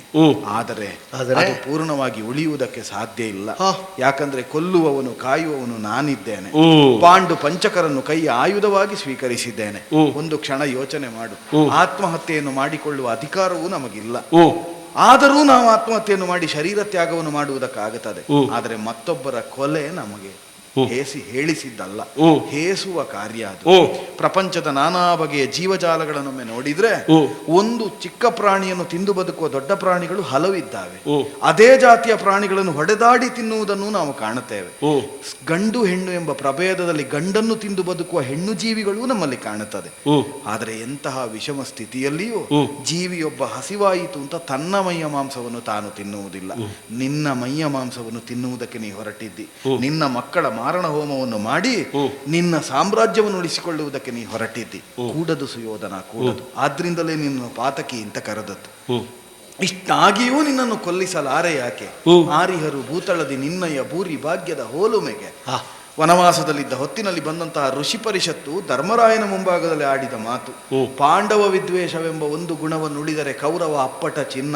ಜನಾನುರಾಗಿಯಾಗಿ ಪ್ರಜಾರಂಜಕನಾಗಿ ಪ್ರಜಾ ವಾತ್ಸಲ್ಯದಿಂದಲೇ ಪ್ರಜೆಗಳನ್ನು ಪರಿಪಾಲಿಸುವ ಪ್ರಭುಪೀಠಕ್ಕೆ ಅತ್ಯಂತ ಅರ್ಹನಿದ್ದಾರೆ. ಪಾಂಡವ ವಿದ್ವೇಷವನವ ಇರಿಸಿಕೊಂಡದ್ರಿಂದ ಸರ್ವಗುಣವನ್ನು ಮಸಿನುಂಗಿದಂತೆ ನಿನ್ನಲ್ಲಿದ್ದ ದೋಷವಾಗಿ ಕಾಣುತ್ತಾ ಉಂಟು. ಆದ್ದರಿಂದಲೇ ನಿನ್ನನ್ನು ಕೊಲಿಸುವುದಕ್ಕೆ ಮನ ಅಳುಕುತ್ತಾ ಇದೆ. ಅಲ್ಲದೆ ಇದ್ರೆ ಕೊಂದು ಮುಗಿಸ್ತಿದ್ದೆ. ಮಾವನನ್ನು ಕೊಂದವ, ಮಾವನನ್ನು ಕೊಲ್ಲಿಸಿದವ, ದಾಕ್ಷಿಣ್ಯ ಇಲ್ಲದೆ ನನ್ನ ಹೊಟ್ಟಿಗೆ ಹುಟ್ಟಿದ ಪೌಂಡ್ರಕರನ್ನು ತರಿದವ, ಪೌಂಡ್ರಕನ ಮಿತ್ರಾದಿಗಳಾದಂತಹ ನರಕರನ್ನು ಕೊಂದು ನರಕಸುವುದನ್ನು ನೆನೆಸಿದವ. ನಿನ್ನನ್ನು ರಕ್ಷಿಸುವ ಶಿಕ್ಷಿಸುವ ಎರಡೂ ಆಯ್ಕೆಯನ್ನು ನೀ ಹೊಂದಬೇಕಾಗುತ್ತದೆ. ಪಾಂಡವರಲ್ಲಿ ಮೈತ್ರಿಯನ್ನು ಸಂಪಾದಿಸಿ ಒಲಿದು ಪಾಂಡವರ ಕೂಡಿಕೊಂಡೆಯಾದರೆ ನಿನ್ನನ್ನು ಕೊಳುಗುಳದಿ ಕೊಲ್ಲದೇ ಕಾಯುತ್ತೇನೆ. ಪಾಂಡವ ವಿದ್ವೇಷವನ್ನೇ ಸ್ಥಾಪಿಸ್ತಾ ಪಾಂಡವರಿಗೆ ಹಗೆಯಾಗಿ ನಿತ್ಯೆಯಾದರೆ ನನ್ನ ಹಗೆಯೆಂದು ಬಗೆದು ನಿನ್ನನ್ನು ಮರಣ ಕಟ್ಟಬೇಕಾಗುತ್ತದೆ. ಎಚ್ಚರ ಸುಯೋಧನ, ಇನ್ನಾದ್ರೂ ಬದಲಾಗು. ಕೃಷ್ಣ, ಪಾಂಡವರಲ್ಲ ನೀನಗಡು ಎನಗೆ ಅಂತ ನಾನೊಂದು ಮಾತು ಹೇಳಿದ್ದೆ. ಹೌದು, ನೀನೀಗ ಸ್ವತಂತ್ರನಾಗಿ ನಿನ್ನದೇ ಆಗಿರುವಂತಹ ನುಡಿಗಳಿಂದ ನೀನು ಬದುಕಬೇಕೋ ಸಾಯಬೇಕೋ ನೀನು ನಿಶ್ಚಯ ಮಾಡು ಅಂತ ನನಗೆ ಒಂದು ಕಡೆಯ ಎಚ್ಚರಿಕೆಯಾಗಿ ಹೇಳಿದ ಹಾಗುಂಟು ನಿನ್ನ ನುಡಿ. ಹೌದು. ಹಾಗಾದರೆ ನಾನು ಸಾಯುವುದಿದ್ರು ಬದುಕುವುದಿದ್ರು ಪಾಂಡವರಿಂದಲ್ಲ ಅಲ್ಲ, ಹೌದಲ್ಲ? ಹೌದೇ ಹೌದು. ನಾನು ದರಾಧಿಪನಾಗಿಯೇ ನಿನಗೆ ಉತ್ತರಿಸ್ತೇನೆ. ಹೇಗೆ? ನುಡಿದ ರೀತಿಗೆ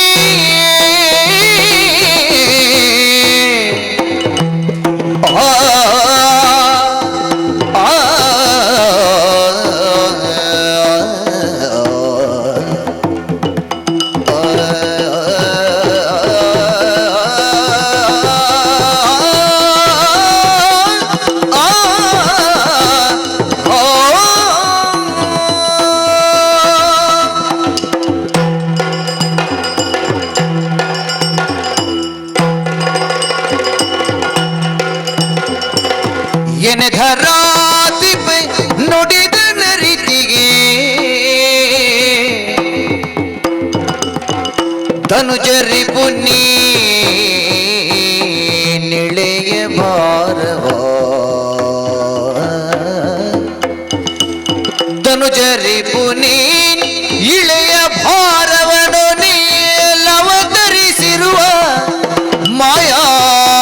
ಮನುಜನೆಂದು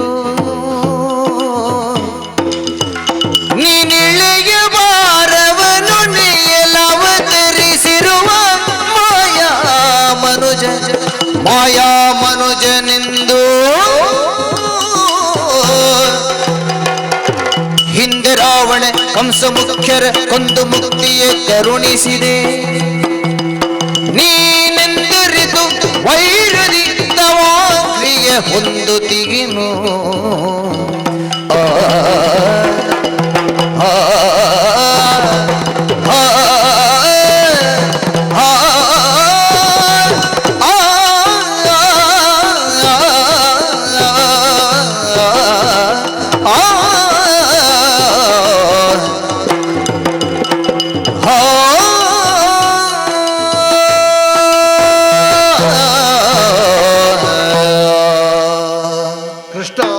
ಸುಯೋಧನ, ಈ ಪ್ರಪಂಚದಲ್ಲಿ ಇಂತಹ ತಾಯಿಗೆ ಇಷ್ಟನೇ ಗರ್ಭದಲ್ಲಿ ನಾ ಹುಟ್ಟಿ ಬರ್ತೇನೆ ಅಂತ ಹೇಳಿ ಹುಟ್ಟಿದವನಿದ್ದರೆ ಅದು ನೀನು ಮಾತ್ರ. ಇಳೆಯ ಭಾರವನ್ನು ನೊಣೆಯುವ ಸುಗ ಅವತರಿಸಿದ ಮಹಿಮಾ ನೀನೆನ್ನುವುದರಲ್ಲಿ ಸಂದೇಹವೇ ಇಲ್ಲ. ಆದರೆ ಕಣ್ಣ ಮನೆಯ ಚಲನೆಯ ಮೂಲಕವಾಗಿ ಜೀವನ ಸ್ವಾತಂತ್ರ್ಯವನ್ನು ಬೇಕಾದಂತೆ ಬಗ್ಗಿಸಬಹುದಾದ ಯೋಗ್ಯತೆ ಹೊಂದಿದ ನೀನಾದರೂ ಸಂಧಾನಕ್ಕಾಗಿ ಒಬ್ಬ ಮಾನವನಂತೆ ಮಾಧವನಾದ ನೀನು ಮೈದೋರಿದೆ. ಹಾಗಾಗಿ ನಿನ್ನಲ್ಲಿ ಮಾನವನ ಒಂದು ಆಕಾರವನ್ನು ಕಾಣುತ್ತಾ ಒಬ್ಬ ಮನುಷ್ಯನಾಗಿ ನಾನು ನಿನ್ನಲ್ಲಿ ಮಾತಾಡುವುದಕ್ಕೆ ಇದು ತನಕ ಮುಂದಾದವ. ಸರಿ, ದೈವವೇ ಯಾವುದೋ ಒಂದು ಆಟವನ್ನು ಆಡುತ್ತಾ ಉಂಟು ಕೃಷ್ಣ. ಪಾಂಡು ಚಕ್ರವರ್ತಿಗೆ ಶಾಪ ಬಂತು, ಹೆಂಡತಿಯರ ಮೈಮುಟ್ಟಿದರ ಮರಣ. ಅವ ಯಾಕೆ ಊರು ಬಿಟ್ಟು ಹೋದ? ವಿಧಿ. ಇಲ್ಲದೆ ಇದ್ದರೆ ಶಾಪ ದಶರಥನಿಗೆ ಬರಲಿಲ್ವ? ಬಂದಿತ್ತು. ಅವ ಊರು ಬಿಟ್ಟು ಹೋದನು. ಶಾಪ ಬಂದವರೆಲ್ಲ ಊರು ಬಿಟ್ಟು ಹೋದ್ರ? ಇಲ್ಲವೇ ಇಲ್ಲ. ಅದಕ್ಕೆ ಬೇಕಾದ ಪರಿಮಾರ್ಜನೆಯನ್ನು ಮಾಡಿ ಊರಲ್ಲಿ ಕೂತರು. ಸತ್ಯ. ಅನಿವಾರ್ಯವಾಗಿ ಬೇರೆ ಯಾರೂ ಇಲ್ಲ ಅಂತ ಗೊತ್ತಿದ್ರೂ ಪಾಂಡು ಹೋದ. ಯಾರೂ ಇಲ್ಲ ಅಂತ ಹೇಳಿ ನಮ್ಮಪ್ಪನನ್ನು ಕುಳ್ಳಿರಿಸಿದರು. ನಮ್ಮ ಅಜ್ಜನಿಗೆ ಒಂದು ಸಂದಿಗ್ಧ ಬಂದಿತ್ತಂತೆ ಹೊಳೆಯ ತೀರದಲ್ಲಿ. ನಿನ್ನ ಅಪ್ಪನಿಗೆ ಹೆಣ್ಣು ಕೊಟ್ಟರೆ ನನ್ನ ಮಗಳ ಹೊಟ್ಟೆಯಲ್ಲಿ ಹುಟ್ಟುವ ಮಕ್ಕಳಿಗೆ ಎಂಥದ್ದು? ಸತ್ಯ. ಸಿಂಹಾಸನ ಏರುವುದಿಲ್ಲ ಅಂತ ನಮ್ಮ ಅಜ್ಜ ಹೇಳಿದ್ರಂತೆ. ಭೀಷಣ ಪ್ರತಿಜ್ಞೆ ಮಾಡಿ. ನಾಳೆ ನೀನು ಮದುವೆ ಆದರೆ ನಿನ್ನ ಮಕ್ಕಳು ಹಕ್ಕಿಗೆ ಬಂದ್ರೆ ಮದುವೆ ಆಗುವುದಿಲ್ಲ ಅಂತ ಹೇಳಿದ್ರಂತೆ. ಸತ್ಯ. ನನ್ನ ಅಪ್ಪನಿಗೆ ಹಕ್ಕಿಲ್ಲದೆ ಇದ್ರೆ ಮದುವೆ ಮಾಡಿಸಿದ್ಯಾಕೆ? ಮದುವೆ ಮಾಡಿದ್ರೆ ಹುಟ್ಟಿದ ಮಕ್ಕಳಿಗೆ ಏನು ಗತಿ ಅಂತ ತೀರ್ಮಾನ ಮಾಡಲಿಕ್ಕೆ ಆಗದೇ ಇದ್ದವರು ಮದುವೆ ಮಾಡುವಲ್ಲಿ ಪಾಲುಗಾರರಾದ ಯಾಕೆ? ಇದೆಲ್ಲ ವಿಧಿಯಲ್ಲೇ ಕೇಳಬೇಕು, ಬಿಟ್ರೆ ನೀನು ಅಂತ ಹೇಳಿ ಕೇಳುವುದು ನಾನು. ಒಂದು ಹೊಟ್ಟೆಯಲ್ಲಿ ಒಬ್ಬ ಮಗು ಎಷ್ಟು ತಿಂಗಳು ಕೃಷ್ಣ? 9 ಅಂತ. ಹೌದಾ? ನಾನು 24 ತಿಂಗಳು ಅಂದ್ರೆ 23 ತಿಂಗಳಿಗಿಂತ ಹೆಚ್ಚಿದ್ದೇನಂತೆ. ಹೌದಾದರೂ ಇರಲಿಲ್ಲ. ಕೊನೆಗೆ ಬಿದ್ದದ್ದು ಲೋಹದ ಪಿಂಡ ಮಾತ್ರ. ಸರಿ. ಹಾಗೆ ಹೋಗ್ತಿತ್ತಲ್ಲ ವ್ಯಾಸರಂತಹ ಮಹಾಯೋಗಿಗಳು ನೂರಾಗಿಸಿದ್ರು. ಘೃತಭಾಂಡದಲ್ಲಿ ಯಾಕಿರಿಸಿದ್ರು? ಇದು ವಿಧಿ. ಪಾಂಡವರ ಹುಟ್ಟನ್ನು ಸಹಿಸುವುದಕ್ಕೆ ಸಾಧ್ಯ ಇಲ್ಲದೆ ಹೊಟ್ಟೆಯಲ್ಲಿರುವಾಗಲೇ ನಮ್ಮ ಅಮ್ಮ ಗರ್ಭವನ್ನು ಪಡ್ಕೊಂಡು ಸರಿ ಹೊರಗೆ ಬೀಳುವಾಗಲೇ ನನಗೆ ಹೊಟ್ಟೆಯಲ್ಲಿ ಜಾಗವನ್ನು ಕೊಡದೆ ಅಥವಾ ಹೊಟ್ಟೆಯಲ್ಲಿಯೂ ನನ್ನ ಜಾಗವನ್ನು ಹಿಡಿದಿಟ್ಟುಕೊಳ್ಳುವುದಕ್ಕೆ ಬಿಡದೆ ಇರುವಂತಹ ಪಾಂಡವರನ್ನು ನಾನು ಎಡೆಬಿಡದೆ ಕಾಡಿದ್ದು ಹೌದು ಕೃಷ್ಣ. ನನಗೆ ಪಾಂಡವರ ದ್ವೇಷಗಳೇ ಯಾಕೆ ಗೊತ್ತಿಲ್ಲ. ಹುಲಿಯೊಂದು ಹುಲಿಯ ಜೊತೆಯಲ್ಲಿ ಸೆಣಸಾಡುತ್ತದೆ. ಜನ್ಮದ್ವೇಷ, ಜಾತಿ ವೈರ ಎನ್ನುವುದು ಜನ್ಮತಾವರಿಗೆ ಬಂದಿರುವಂತಹ ವಿಶೇಷತೆ. ನನಗೂ ಹಾಗೆ ಇರುವುದು ನನಗೆ ಗೊತ್ತಿಲ್ಲ. ನೀನು ಇಳೆಯ ಭಾರವನ್ನು ತಗ್ಗಿಸುವುದಕ್ಕೆ ಬಂದವ ಎಂದೇ ರಾವಣ ಕಂಸ ಮುಖ್ಯರಿಗೆಲ್ಲ ಬೇಕಾದದ್ದನ್ನು ಒದಗಿಸಿಕೊಟ್ಟವ. ನಡೆಯುವಂತಹ ಮಹಾರಣದಲ್ಲಿ ನಿನ್ನ ಸಮ್ಮುಖದಲ್ಲಿ ಆಗಿ ಹೋಗ್ತದೆ ಅಂತ ಇದ್ರೆ ನನ್ನ ಧ್ಯೇಯ ಧೋರಣೆ ಏನುಂಟು, ಕ್ಷಾತ್ರವನ್ನು ಮುಂದಿಟ್ಟುಕೊಂಡು ನಾನು ಹೋರಾಟವನ್ನು ಮಾಡಿಯೇ ಮಾಡ್ತೇನೆ.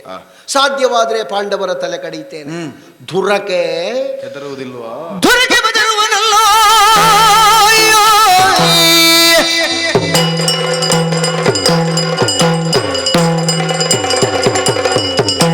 ಧುರಕೆ ಬದರುವನಲ್ಲ, ಹೆಬ್ಬುಗಳಗರೆದು ಕೊಡುವವರಲ್ಲ ರಾಜ್ಯವ.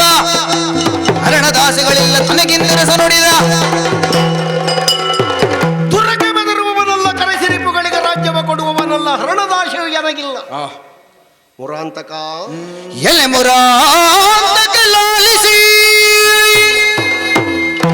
ಬೆಂಬಲಕ್ಕೆ ಭೂಪರ ನೆರೆಯಿ ಬರಲಿ, ಕುರುಮಂಡಲಕ್ಕೆ ಸನ್ನಗವಾಗಿ ಸಮರಕ್ಕೆ ಬರಲಿ.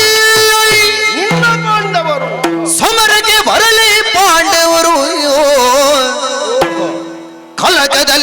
ಅಡಿಯೊಳೆನ್ನಯ ತಲೆಯನ ಈದೆ ಸಮರ್ಪಿಸುವೆನು ಇದ ಕಳುಕೆ ದಿಟವೆಂತೆನುತ್ತಯ್ಯೋ ಇದ ಕಳುಕೆ ದಿಟವೆಂತೆನುತ್ತ ವೀಳ್ಯವನ್ನು ತಾನು ಅಚ್ಚುತೆಗೆ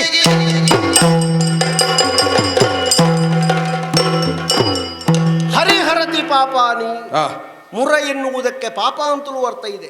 ಮುರಮರ್ಧನ ಪಾಪವನ್ನು ಹೋಗಲಾಡಿಸುವ ಅಂತಲೂ ಇದೆ.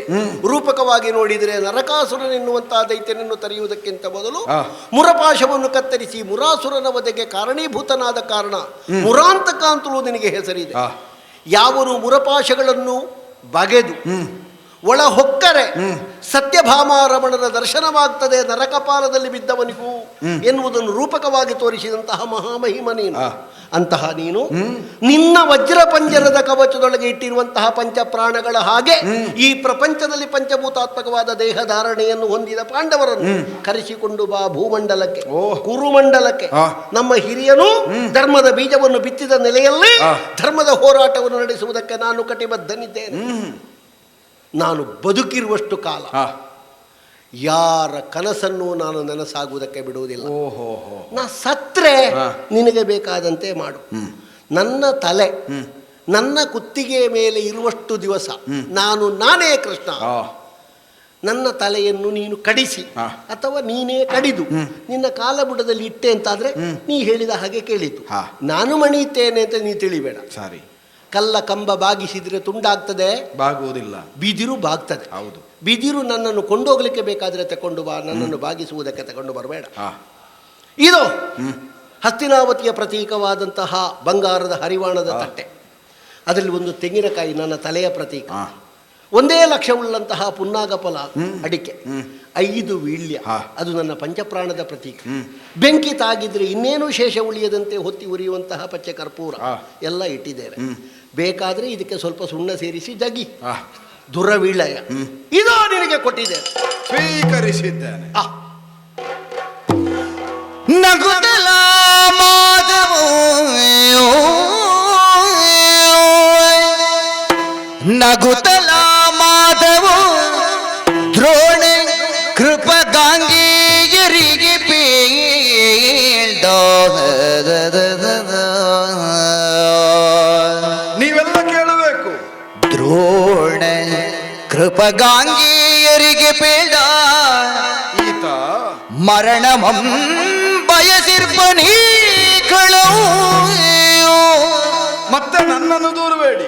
ಮಗುಳೆನ್ನ ದೂರದಿರಿ ಎನ್ನುದ ನೀತಿಯ ತಿಳು ಮಗುಳೆನ್ನ ದೂರದಿರಿ ಎನ್ನುದ ನೀತಿಯ ತಿಳುಗಿ ಮಾಧವ ನಗುತ್ತಲ ಮಾಧವ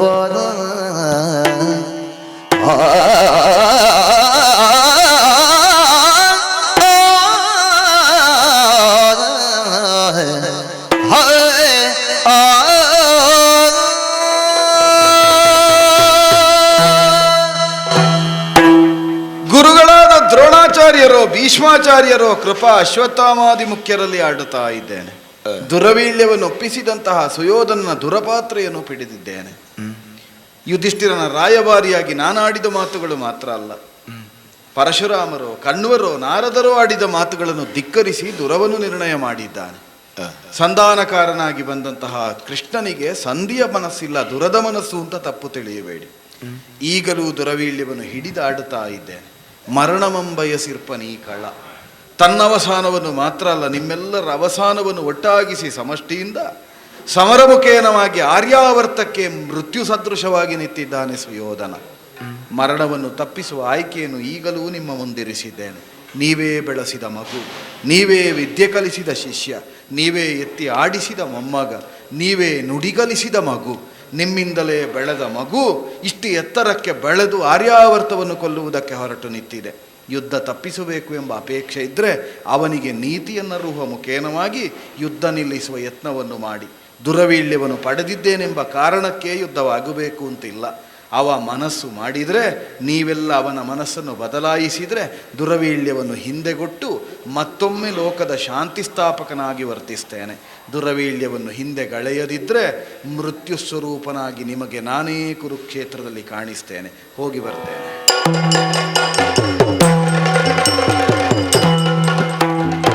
ಕೃಷ್ಣಾಯ ವಾಸುದೇವಾಯ ದೇವಕೀ ಮಂಗಲಾಯ ಚ ನಂದ ಗೋಪ ಕುಮಾರಾಯ ಗೋವಿಂದಾಯ ನಮೋ ನಮಃ.